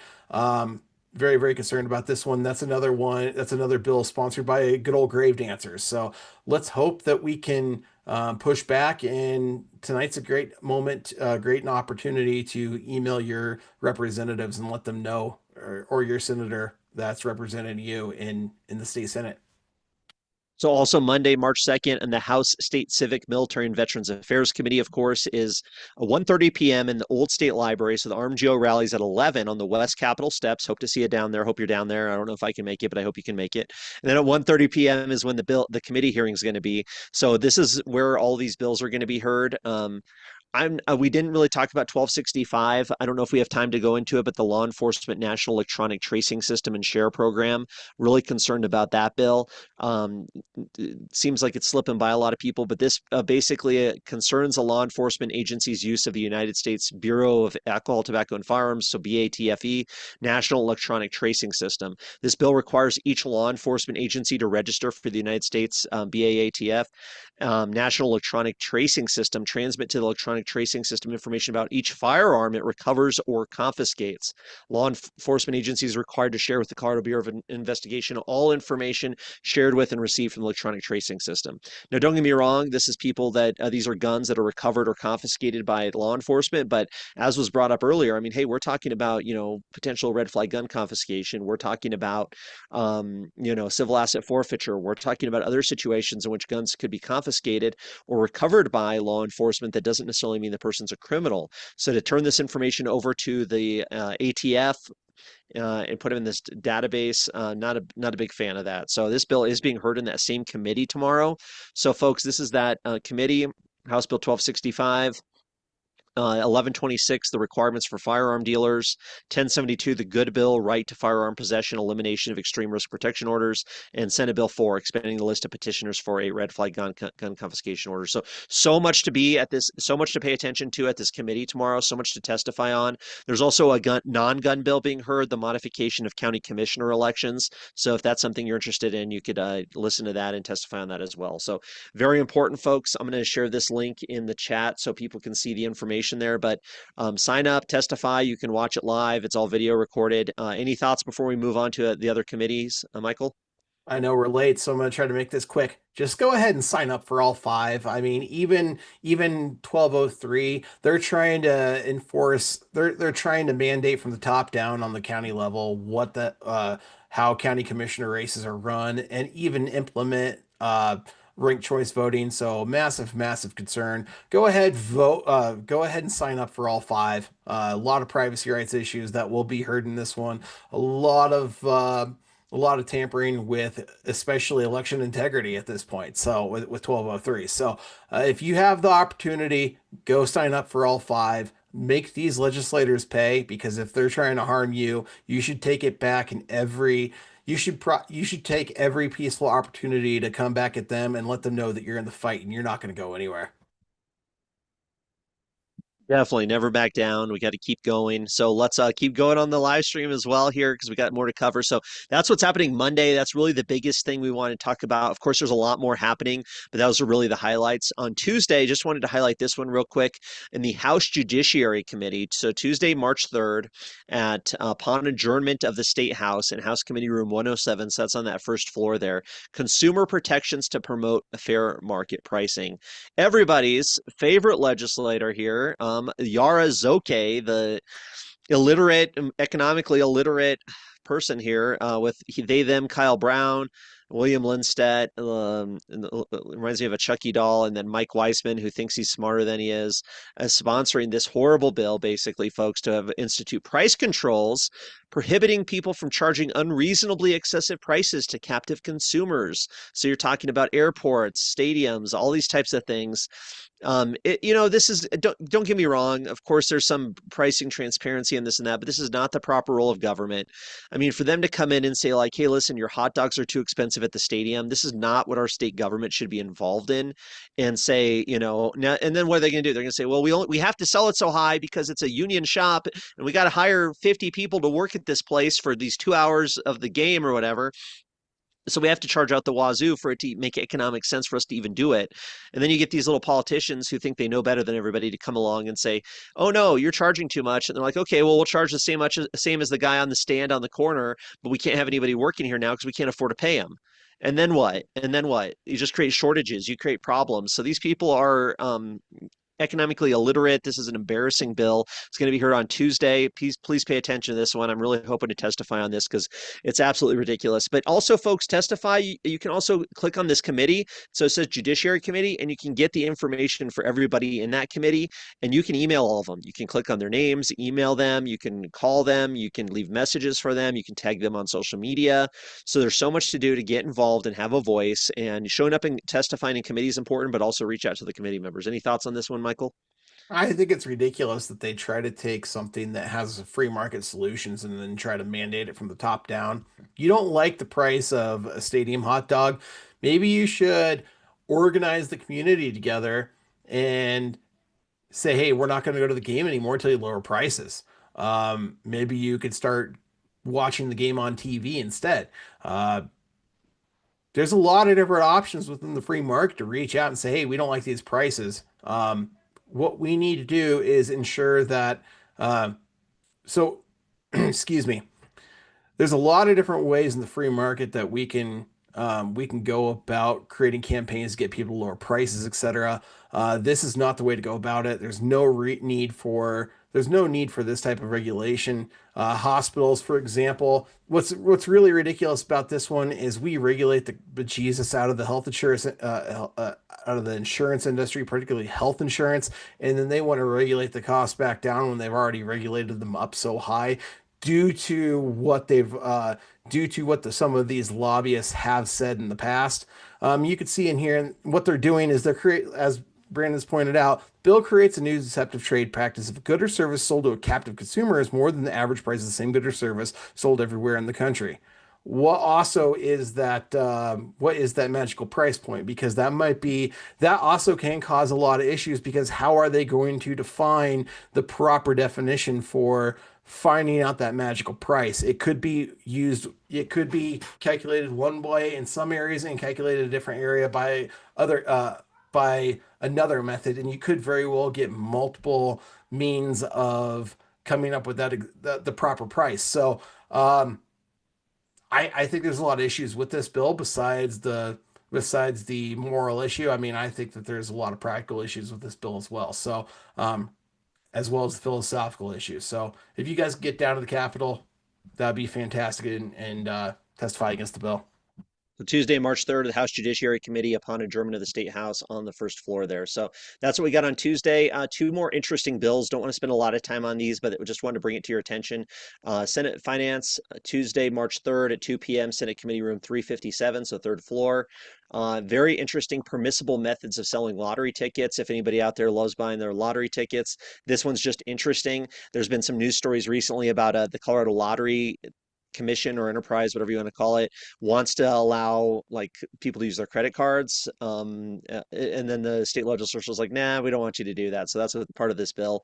Colorado Lottery Commission adopted rules. That's this recent rules this bill's in response to that removed a prohibition on the use of credit or other non-cash basis to buy lottery tickets and instant scratch game tickets. The bill reinstates the prohibition on the lottery or any licensed lottery retailer from selling lottery tickets or instant scratch game tickets on a credit or other non-cash basis and requires the lottery to sell such tickets for cash only, including checks, money orders, and debit cards. The bill also prohibits the online sale of any lottery ticket or instant scratch game ticket, regardless of payment method. The bill requires the Lottery Commission to adapt rules. So it's so interesting, right? Like the same year, we're seeing like the prostitution bill, we're seeing all this other stuff going on.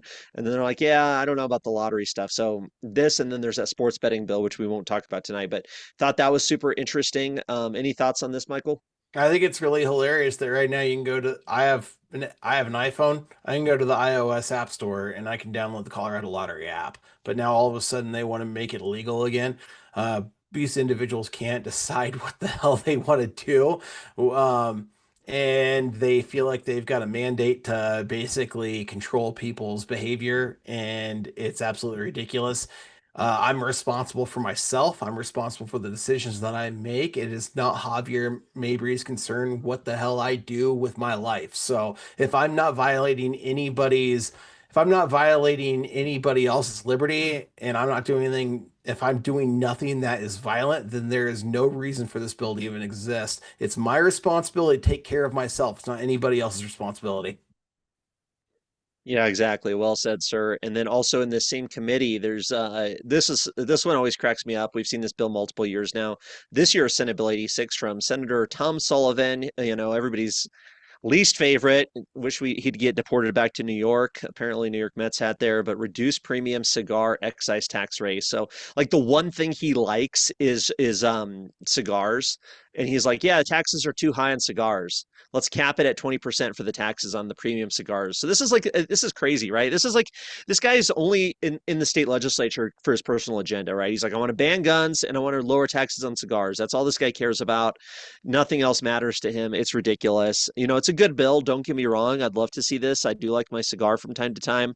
But at the same time, it's just absolutely ridiculous. What do you think on this, Michael? I think it's very ironic that this man supports excise taxes on guns, but at the same time, he doesn't like excise taxes on cigars. So I think that this is something that we should probably support.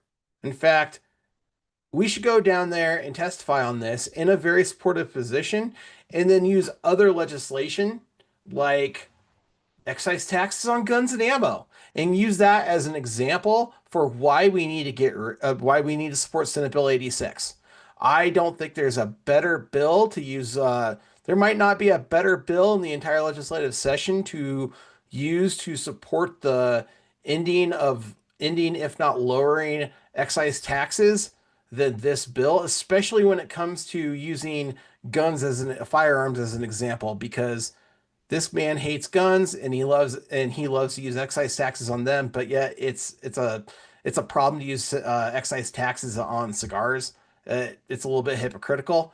So go ahead, support this bill, and let them know that just like firearms need to reduce the excise tax, if not down to zero, we need to reduce the excise tax on cigars, at least to 20%, if not zero. So, love to see this. Love to see a bunch of people down at the Capitol to give Tom Sullivan and the committee a piece of their mind. Yeah, great comments in the chat from Fly Pilot Explorer and Scott Showerman saying we need a class to teach people how to smoke cigars. You need to have training to get a cigar. You know, they need to be outlawed, basically mirroring his talking points on guns. So, hey, folks, if you can testify on this bill and go down there and use the anti-gun talking points and this and that could be a lot of fun.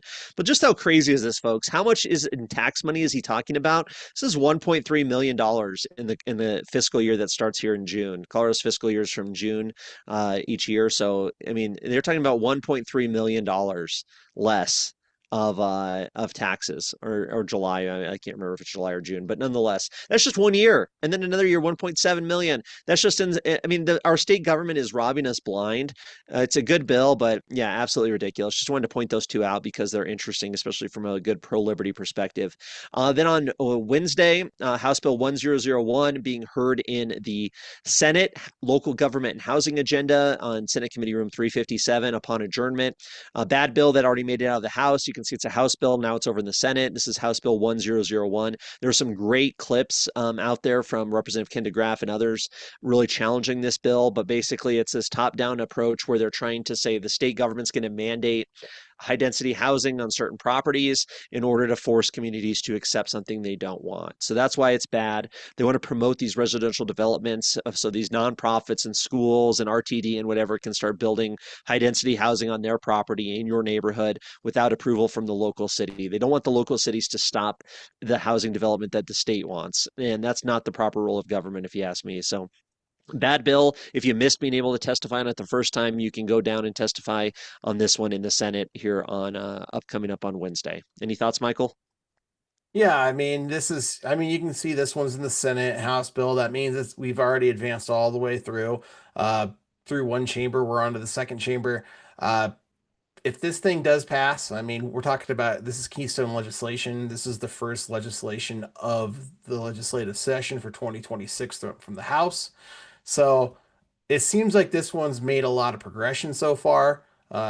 We are not seeing a ton of issues at least from the House perspective. I'm hoping that we can see a lot of amendments happen in the Senate, and then we can possibly kill this bill the via the Senate amending the bejesus out of this bill, and then it has to go back for concurrence, and then we don't see concurrence, and then we see a massive fight between the House and the Senate because this, at the end of the day, this is going to be a affordable housing bill that's going to play a bunch of favorites for a lot of the legislature's friends, and it's going to, yeah, you can see we already have a lot of amendments that were passed, that were lost and passed. Let's hope we could see a bunch more. Um, let's see. We see a lot of amendments that do end up passing. Because if we can break this, if we can defeat this bill, that would be fantastic. Let's see here. Uh, yeah, they're gonna play. Yeah, this is basically crony capitalism, guys. So if we can kill this bill and really expose this, I'd love to see this bill go down in flames. Bad bill for sure. You know, they basically want to turn where there's public transit, affordable housing, into more high density housing and just flood the communities with places they don't want. So horrible bill. Please testify on it. It needs to go down in flames. And at the very least, there needs to be some good talking points on it, and the people need to be aware of it for sure. And then on Thursday, folks, so Thursday, March 5th, in the Senate State Veterans Military Affairs Committee, Thursday, upon adjournment of the old Supreme Court, there's two important bills. And this is a bill I'm definitely going to testify on. I really hope people show up opposing this one, and that is to modify our Colorado Open Records Act. Senate Bill 107 is an anti-transparency bill. It's an anti-Cora bill, of course, led by Kathy Kipp, Janice Rich, Matt Soper, Michael Carter, some of the same villains that were fighting this battle last year. You may remember Senate Bill 77 that Jared Polis actually vetoed. This is a very similar bill. So basically, this is going to extend the time that local governments have to respond to Cora requests, be able to combine Cora requests, basically increasing the cost for individuals individuals and making it easier for the government to slow down the CORA request process, our Colorado Open Records Act. So bad bill, please testify against it. That's being heard this Thursday. I'm going to share the link in the chat for more information, but Senate Bill 107, definitely show up for that one, folks. Any thoughts, Michael? I'm really, this is one of the few times where Democrats and Republicans get together. And if you look to the upcoming 2026 ballot measures, there is the possibility of supporting a bill that's going to push back against this. And it's got broad bipartisan support from the Independence Institute all the way to Kyle Clark, which is absolutely shocking when you're ever on the side of Kyle Clark on certain issues, but it can happen. Sometimes Kyle Clark supports Tabor measures, sometimes Kyle Clark supports transparency, even at the expense of um, even at the expense of something that might be good for his industry and might prioritize the news journalists over everyone else. So I'm appreciative of that. But this bill is an absolute threat to our freedom and our ability to understand what's going on in the government. We need to see more transparency from the government. We need to and this bill is the exact opposite. So if I were you guys, I'd love to see some emails go out to these prime sponsors and just ask them, what the hell are you thinking? Because this is absolutely ridiculous. This is going to allow for a lot of crooked and shady business within Colorado, and it's got to stop. They're not better than us. Definitely needs to stop. The first rule of government should be being open and transparent to the people, the voters. And I know there's issues. I heard from somebody who works with Representative Matt Soper saying that Delta County was almost bankrupted in previous years due to CORA requests because people just kept flooding them. But folks, if that's the case, if there's a situation in the community where the community members don't think the government's being transparent, that's a major issue that should be resolved, not by legislation that affects everybody in the state. I mean, ultimately. So bad bill, please testify against House Bill 107. And then we do have a good bill from one of our guests earlier in the year, Senate Bill 106, opt out of mail ballot packets for elections. This is a good bill where an individual, aka a registered elector, so any of us as voters, may choose not to receive a mail ballot packet for elections that the county clerk and recorder conducts by mail ballot. So we can opt out of these mail ballots, maybe to secure, maybe we know we're going to be on vacation, maybe we know, our mailbox isn't secure, whatever, we want to vote in person. So this is a good way to chip away and give people the option to not vote by mail, which is definitely where a lot of people I know in Colorado want to go. So good bill in the same committee, a 2-for-1 there, folks. So testify if you can. Any thoughts, Michael? Yeah, just get down there and support another excellent election integrity bill by Linda Samora Wilson. Yeah, she's been a total rock star. And then, as Break the Chains Media brought up in the chat there on Thursday, March 5th, also House Bill 1124, Representative Ken DeGraff, the GOAT himself down there, being heard on 1:30 p.m. in the Old State Library. Show up and support our great Representative DeGraff. He's one of the best we got, folks. And if you can support and speak in favor of one of his bills, a bill that makes sense, that should be bipartisan support, I mean, definitely do it. This bill concerns the resiliency of systems that provide electricity. And folks, you may see me click into these fiscal notes. Oftentimes you get a little bit of a better summary in the fiscal notes that kind of break it down. You can also see, of course, the money involved and what the cost would be. So there's a little bit of a cost to this one. At the same time, there is some expenditures, but this bill creates the Colorado Electric Grid Resiliency Task Force to study grid resilience and develop recommendations to the Governor and General Assembly. So as we know, Colorado's grid is under strain. That's part of the data center debate and part of the blackouts we're starting to see and this and that. We don't have a resilient electric grid in Colorado. So this is a good bill that, ultimately, if the government's going to be involved in utilities, let's make sure they're resilient and maybe push back a little bit on the total banning of natural gas and stuff. So good bill. Please do it if you can, folks. House Bill 1124 this Thursday. Any thoughts, Michael? I I love Ken.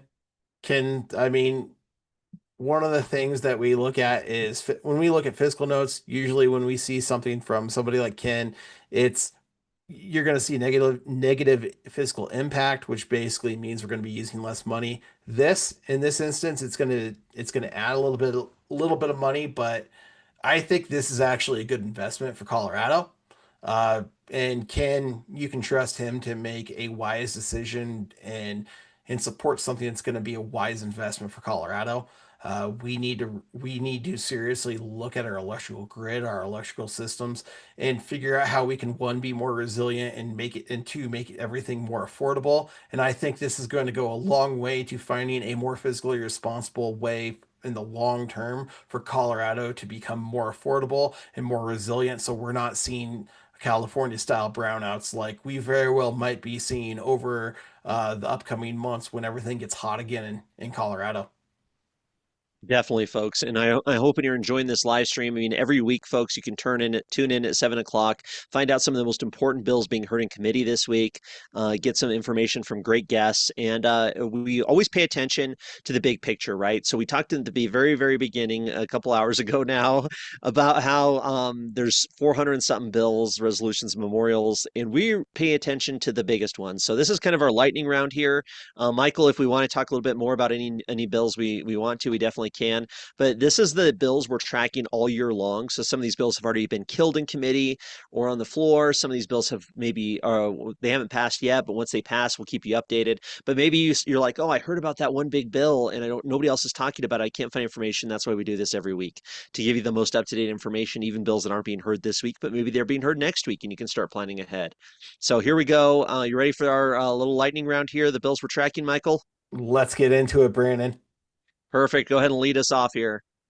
All right, first good bill. Repeal retail delivery fees. This, all right. Sorry Repeal, about you good?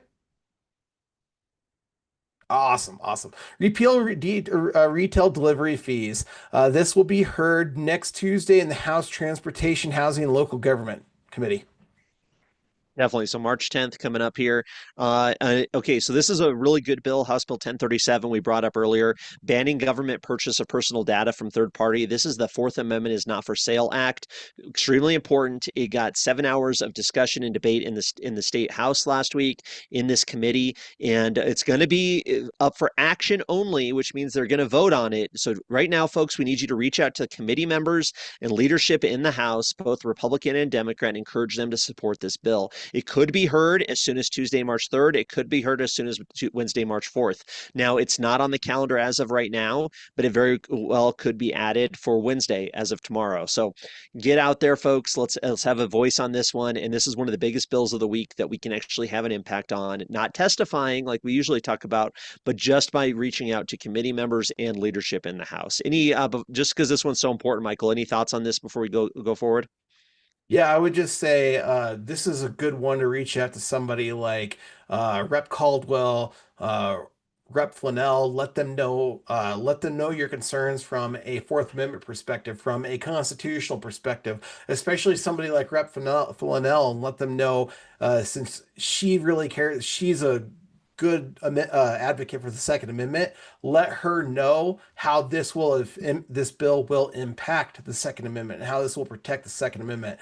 Somebody like this, Rep Espinosa on the left side of the aisle, let her know what could possibly happen from a more left-wing perspective. Let them know, I mean, especially bring up something like ICE and how ICE is running around Colorado. ICE will definitely, from what I'm hearing, is going to make a is going to have a bigger impact, or excuse me, bigger presence in Colorado very soon, and let them know how this is going to protect people in our state from ICE. And I know you may not agree with that, but you know what?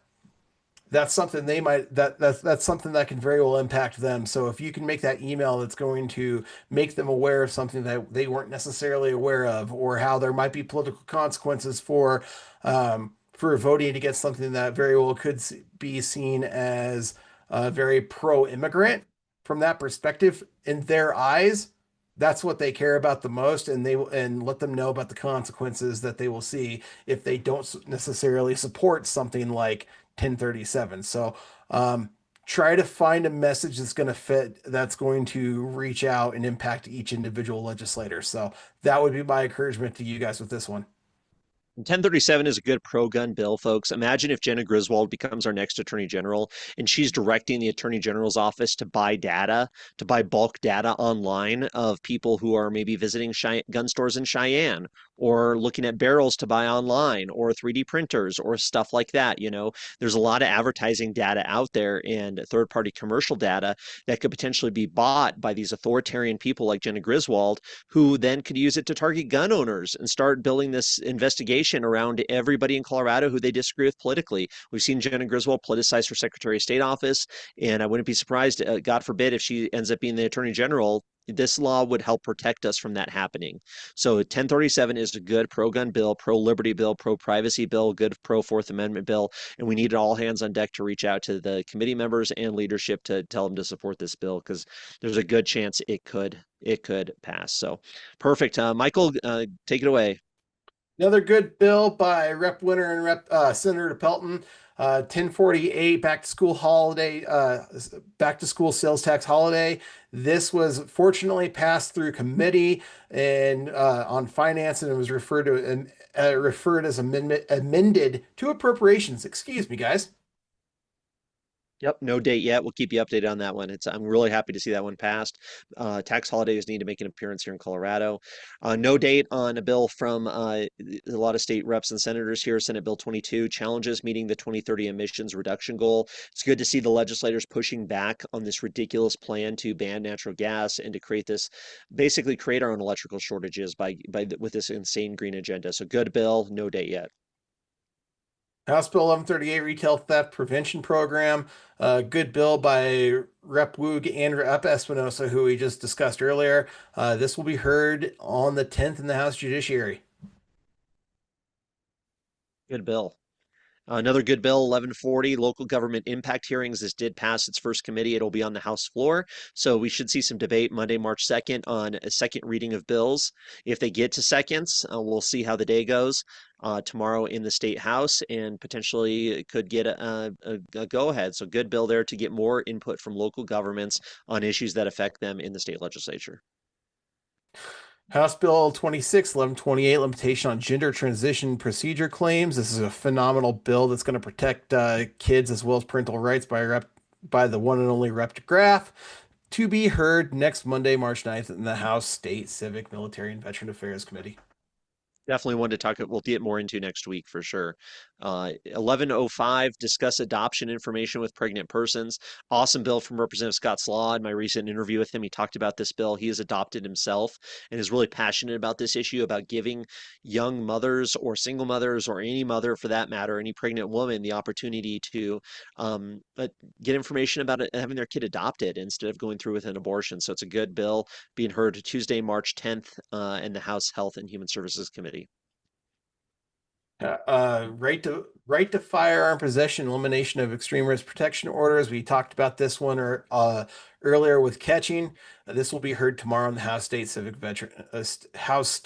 Military and Veterans Affairs Committee. Hope you all can testify. Disconnection from statutory municipality from Rep. Slaw, basically allowing a property to leave a municipality. I think that's a good bill. Thursday, March 12th in the House Agriculture, Water, and Natural Resources Committee, House Bill 1253. Procedures related to civil asset forfeiture. We discussed this one a little bit with catching, and we don't have a date on this one yet, but hopefully we see one soon. This is with Reps. DeGraff and Bacon. Great bill. House Bill 1246, Consumer Regulated Electric Utilities, another great Ken DeGraff bill. If you see his name on there, you pretty much know it's going to be a good one. He's one of the only ones you can say that about down there. Thursday, March 12th in the House Energy and Environment Committee at 1:30 p.m. Protect Female Sports Act, great bill by Rep. Bottoms. This will be heard next Monday in the House State Civic, Military, and Veteran Affairs Committee. This bill replicates one of the bills that was just signed by, or that was just distributed for ballot signature by Protect Kids Colorado and Aaron Lee, and they got a lot of signatures, and it was a phenomenal movement by on her part to get three bills and get three petitions with over 170,000 signatures on all of them. So excellent work, and I'm happy to see this one. I'm happy to see this bill also in the House, especially in the committee, and I'm excited to see how these Democrats vote on this legislation. Yeah, good bill. Another good one, 1212 from Representative Flanell and Carlos Barron. Constitutional carry of a handgun, no date yet. We'll keep you on that one. Another good pro-gun bill. Temporary decrease statutory property tax revenue limits to be heard next Tuesday, March 10th.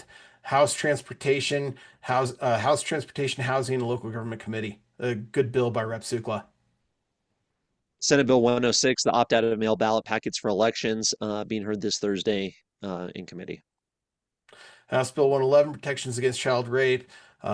We talked about this one a couple weeks ago with Rep. Bradley. Good bipartisan bill. We talked about Senator Rich in a disappointing light earlier. Well, this is a redemptive bill for her. We need to make sure that child rapists see prison time. Right now in Colorado, there is no prison time. Unfortunately, there is no date for this bill. Let's hope we can see a date on this one soon, and we can ensure the child rapists actually see the other side of a prison cell. Senate Bill 108, transparency of legislative groups' money. This is an interesting one. This is some Democrats targeting other Democrats over this whole opportunity caucus snafu being heard Tuesday, March 17th. We'll talk more about that one as it gets closer.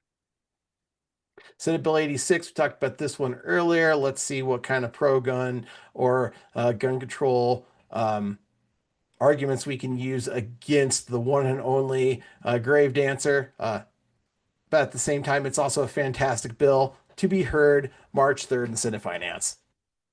Another good bill, exclusion of newspaper deliverers as employees, saving some money. Hey, maybe we can get actual newspapers delivered again. Senate Bill 91, no date yet. Senate Bill 90, exempt critical infrastructure from right to repair, no date as of today. House Bill 1190, marginally increasing our freedom related to alcohol beverage manufacturer sales. Good bill being heard Thursday, March 12th in the House Business Affairs and Labor Committee. Bad bills. No, there's a lot more of these, folks. Unfortunately. It's really sad to see this one move from the good bill to the bad bill side. No date as of now. It will be heard in appropriations. Senate Bill 5, the rights violation and immigration enforcement remedy, the one where you can sue everybody who is trying to arrest illegal immigrants, did pass the Senate this last week and is now on to the House. Did not see it scheduled for a House committee as of today. 1271 Alcohol Impact and Recovery Enterprises. This is a new bill that came out that's going to basically it's basically going to be another sin tax via enterprises and additional fees on alcohol consumers. Absolutely asinine. We've got a drug warrior in Senator Julie Amabile attacking. She tried to attack marijuana last year. Now she's attacking alcohol this year. No date as of yet. House Bill 1275, bad bill, the law enforcement identification and immigration training requirements. This is the one that prohibits law enforcement from, if you were a ICE agent before, you can no longer be a Colorado law enforcement, and prohibiting peace officers. There's a lot of ones to this one, but basically they're doubling, just to make it clear, the real purpose of this is doubling down on Colorado sanctuary status as a hub for illegal immigration. No date yet. House Bill 1275, bad bill. Senate Bill 116, property tax modifications. This is a Zokai and Weissman bill to be heard March 10th, next Tuesday in Senate Finance. House Bill 1276, protect the safety of individuals who are immigrants. Of course, another illegal immigration bill from Velasco and Garcia. A little Lorena there. Bad bill, no date yet. House Bill 1255, social media duty to report and search warrants. This is a bill that's very similar to Senate Bill 86, and this is very similar to Senate Bill 86 from last year. It's some of the worst sections of Senate Bill 86 coming back as House Bill 1255. Unfortunately, we see a representative and a senator on this bill. It will be heard in March 18th in the House Judiciary. Senate Bill 4, expand the list of petitioners for protection order. This is expanding red flag gun confiscation. As Ketching pointed out, you have no recourse if a doctor or a teacher says that they think you don't need to have your guns confiscated. A judge agrees to them. You will have no idea who that actual accuser was. You'll just know that the institution itself was coming after you. Being heard Monday, bad, bad bill. So hopefully people testify on this one. House Bill 1232, modifying certain tax expenditures. This will be heard March 9th in House Finance. Another bad one, 1222, modified tax expenditures. So this was that package. There's three bills, 1223, 1222, and 1221, that are basically going to close quote unquote loopholes. Basically, what that means is they're increasing taxes on corporations and employers here in Colorado. So they're making it harder for businesses to operate, making it more expensive, and basically pushing more businesses out of Colorado. All three of these bills are going to be heard in this House Finance Committee on March 9th. We'll talk about it a lot more next week, but just wanted to bring those up why not bring them up all together, because they're very similar. And I'll be talking a lot more about that probably this week as well, hopefully getting a video out on it. House Bill 1054, protections for worker safety. This is basically an OSHA expansion law for the state of Colorado. To be heard, last action House Committee on Business Affairs and Labor referred this bill as amended to appropriations. Yeah, this is the worse than OSHA bill. Transportation network company discriminatory practices. So going after rideshare companies, going to be heard in House Finance. It did make it out of the Business Affairs and Labor Committee. If you are a rideshare driver, or if you work in the rideshare industry, if you know people who do, get them to pay attention to House Bill 1043. That's for sure. I'll go and put this one in the chat. March 12th. House Bill 1012, consumer protections to promote fair market pricing. We talked about this one a little bit ago, to be heard this Tuesday, March 3rd, in the House Judiciary. Another bad one, the transfers of certain pet animals. Now, I know there's some controversy on this because puppy mills are a problem and there's some abuse of animals. Nobody likes that. But this one seems a little restrictive. It is expected to be heard on third reading Monday, March 2nd. So we'll see that bill probably pass out of the State House this week. House Bill 1005, worker protection, collective bargaining. This is the second attempt to destroy the Labor Peace Act. That was in last year's attempt was thankfully voted by Polis. This will be heard Tuesday, March 3rd, in the House floor for a second reading. Definitely, that'll be a big fight on Tuesday for sure. Senate Bill 18, legal protections for the dignity of minors. It did pass committee. It's onto the Senate floor. This one is pretty interesting. This is the one that Jared Polis had the bill sponsors remove the part about losing custody over your kid if you don't agree with their gender transition. So Polis did something right on this one. It's still a bad bill. We'll see when it makes it on the Senate floor. There wasn't a date as of today. House Bill 32 to be heard tomorrow in second reading on the House floor. This is basically a anti-medical freedom bill that's going to add a lot of cronyistic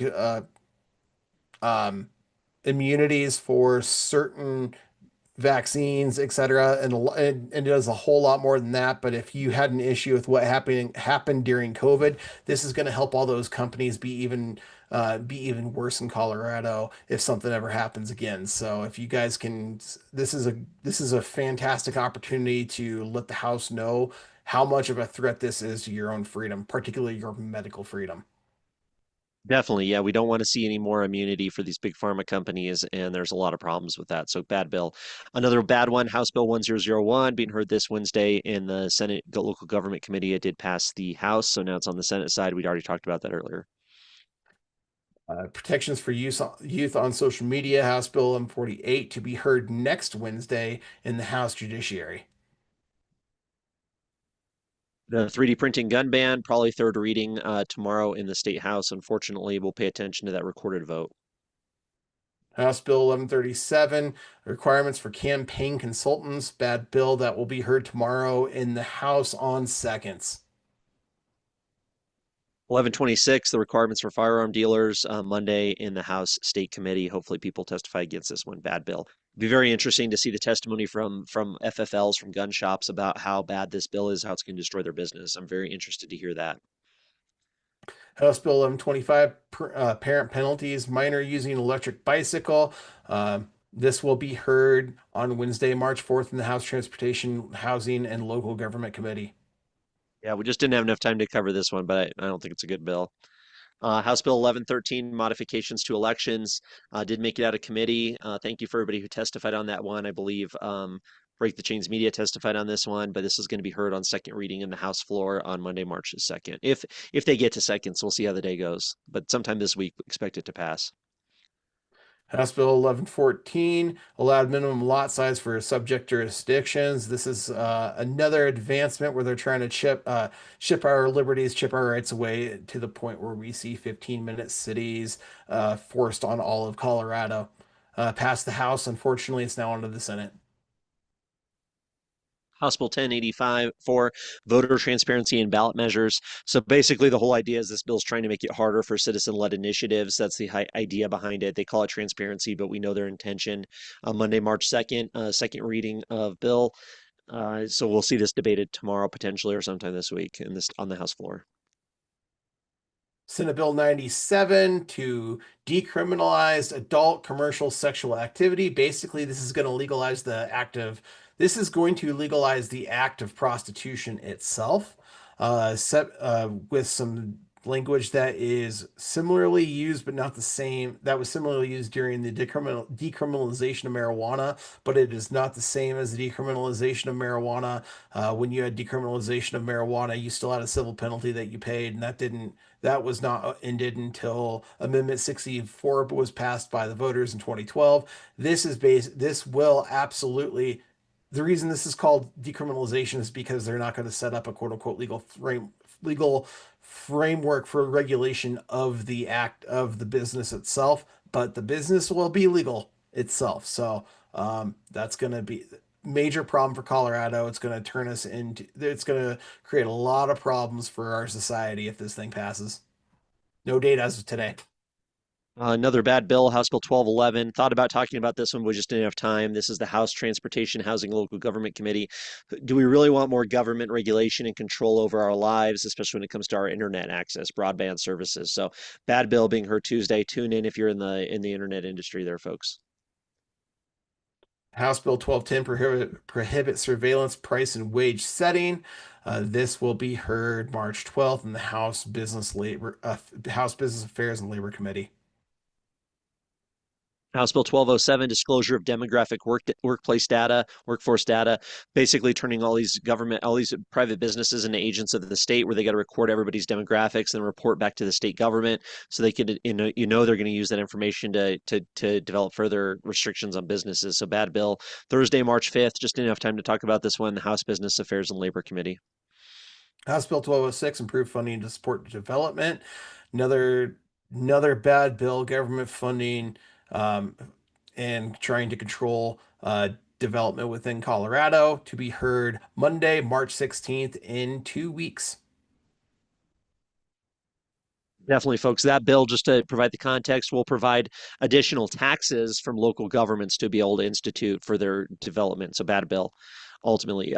Senate Bill 107, modify the CORA, the Colorado Open Records Act, bad CORA bill, bad transparency bill, Thursday, March 5th.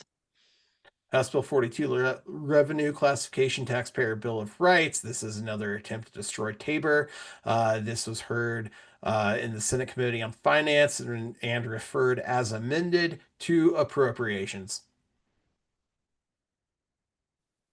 Senate Bill 119, authorize local electronic ballot return, allowing local elections to be conducted over the internet, basically.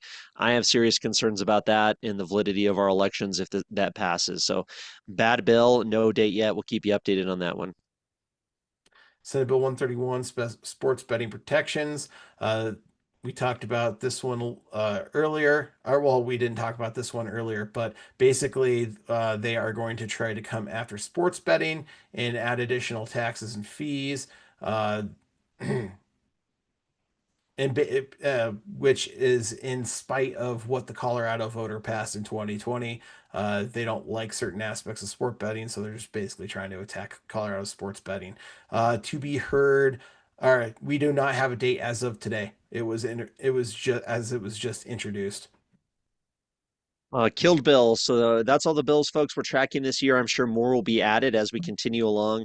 But these are the bills not gone but not forgotten. Some good, some bad, some ugly. Pour one out if you like them, but bad bills that were killed. Thankfully, this last week, as we talked about 1108, the fingerprint database bill was killed in committee. Goodbye to a good bill from Rep. Kelty, offer pregnant person do not abort form. This was unfortunately killed. Another good bill, removal of wind energy from the state energy goals. Senate Bill 28 was killed in committee. Oops. Press F for specs. House Bill 1021 was also killed in committee. 1149, the Legislative Committee testimony required oath. Glad this one died. Unfortunately, I know Representative Ty Winter is going to bring it back next year. Basically, he wants it to be that if you're going to testify on a legislative committee, you have to give an oath that what you're telling is the truth before you do it. And I don't want to go into all the problems with that now, but there's could be some serious problems with that. Unfortunately, the Peace Act by Senator Zamora Wilson was killed in committee. 1082, the Children Are Not for Sale Act, putting people convicted of child sex trafficking in jail for life. Why is that a controversial thing? Well, there's some questions there. Bill was killed. Good bill from Scott Bottoms was killed in committee after a lot of testimony. No, unfortunately, another good bill was passed another good bill was killed, prohibit use of personally identifying feature by Reps Bottoms and Baisley. The 90-day legislative session, Weinberg in his last year, going out with a bang. House Bill 1074 to bring it from 120 days to 90 days. That would have been awesome. Unfortunately, was killed. Another good bill, the other good bill by Rep. Weinberg that was killed, 1073 limitations on bills introduced by General Assembly members, which would have reduced the amount of bills you could have introduced each legislative session. Another one from Weinberg, 1062. This is one that Bob Marshall actually voted against and killed in the House Finance Committee, expanding the deduction for retirement benefits. Basically, retirement is taxed in Colorado, unfortunately. Weinberg wanted to say that retirement income shouldn't be taxed, but Democrats want to tax it, of course, so they killed the bill. House Bill 1036, local taxes on vacant residential property. This was one of the first bad bills to be killed in committee by Brianna Titone and Rep. Velasco. That's ma'am. Ma'am. House Bill 1129, the gas utility service, really good bill from the Republicans down there, trying to basically say that residential natural gas usage should not be banned, and of course killed by the Democrats. Oops. Unfortunately, House Bill 1097, register and drive surplus military vehicles, was also killed in committee. A good bill by Rep. Barone, Senator Pelton. Safeguard minors from sex-altering interventions basically would ban the transgender surgeries, these horrific crimes being committed against children by Representative Scott Bottoms, of course, killed in committee by the Democrats. Also mirrors that citizen initiative led by Protect Kids Colorado, just for minors, folks. 1087 was killed by Democrats, of course. And that's it. That's it. I guess that's all we got, folks. Wow. 105 slides. I don't know, 105 slides. I think it flew pretty by. What do you think there? I think for the amount of information we had to share, I think it flew by very well. Love that interview with Catching. The RMGO guys are just fantastic. So, very, I enjoyed this 2.5 hours. Yeah, as you're saying, it just flew right by. Really appreciate everybody joining. Appreciate everybody in the chat, all the viewers, the likes, the comments, the sharing. Please subscribe to Free State Colorado if you're not already. I'm about to hit 11,000 subscribers, so that'd be awesome if you're one of those. But yeah, we got a big fight ahead of us, folks. But get involved, get educated, get informed, share the information with your neighbors, your colleagues, and your friends. But we have to fight back. We have to be well informed, and we have to get these authoritarian Democrats out of office and get good pro-liberty leaders elected to our legislature and hold them accountable when they don't do the right thing. So really appreciate everybody. Hope to see a lot of people testifying this week. Seeing a lot of familiar faces, which is awesome. And just thank you so much for being part of this journey to make Colorado a free state. We will win. It's going to take some time, but we will win. Michael, any final thoughts here? Just stay in the fight. As you're saying, we will win, but we won't win if you give up. So we cannot have, so do not give up. And if you give up, you're going to regret it for the rest of your life. There is no option but to win. And if you stay with us, you're going to win. So it's not with if, but when. So we're thankful for you being here tonight, and we look forward to you joining us next week as well. Yeah, thank you, everyone. Make sure to follow Michael Vance on X, Brandon Wark, but mostly Free State Colorado on X and Facebook. I'll try and keep you updated throughout the week on the outcome of these bills and some of the votes in committee, and of course, paying attention to those swing districts. But really appreciate everybody joining, taking the time. It was awesome. So much fun. I love the chat. It's such a good time talking to everybody and seeing all these people out there. We have so many good Liberty leaders, so many people getting involved and fighting for freedom. It just gives me so much hope. So thank you, everybody, and we'll see you next week. See you guys. Appreciate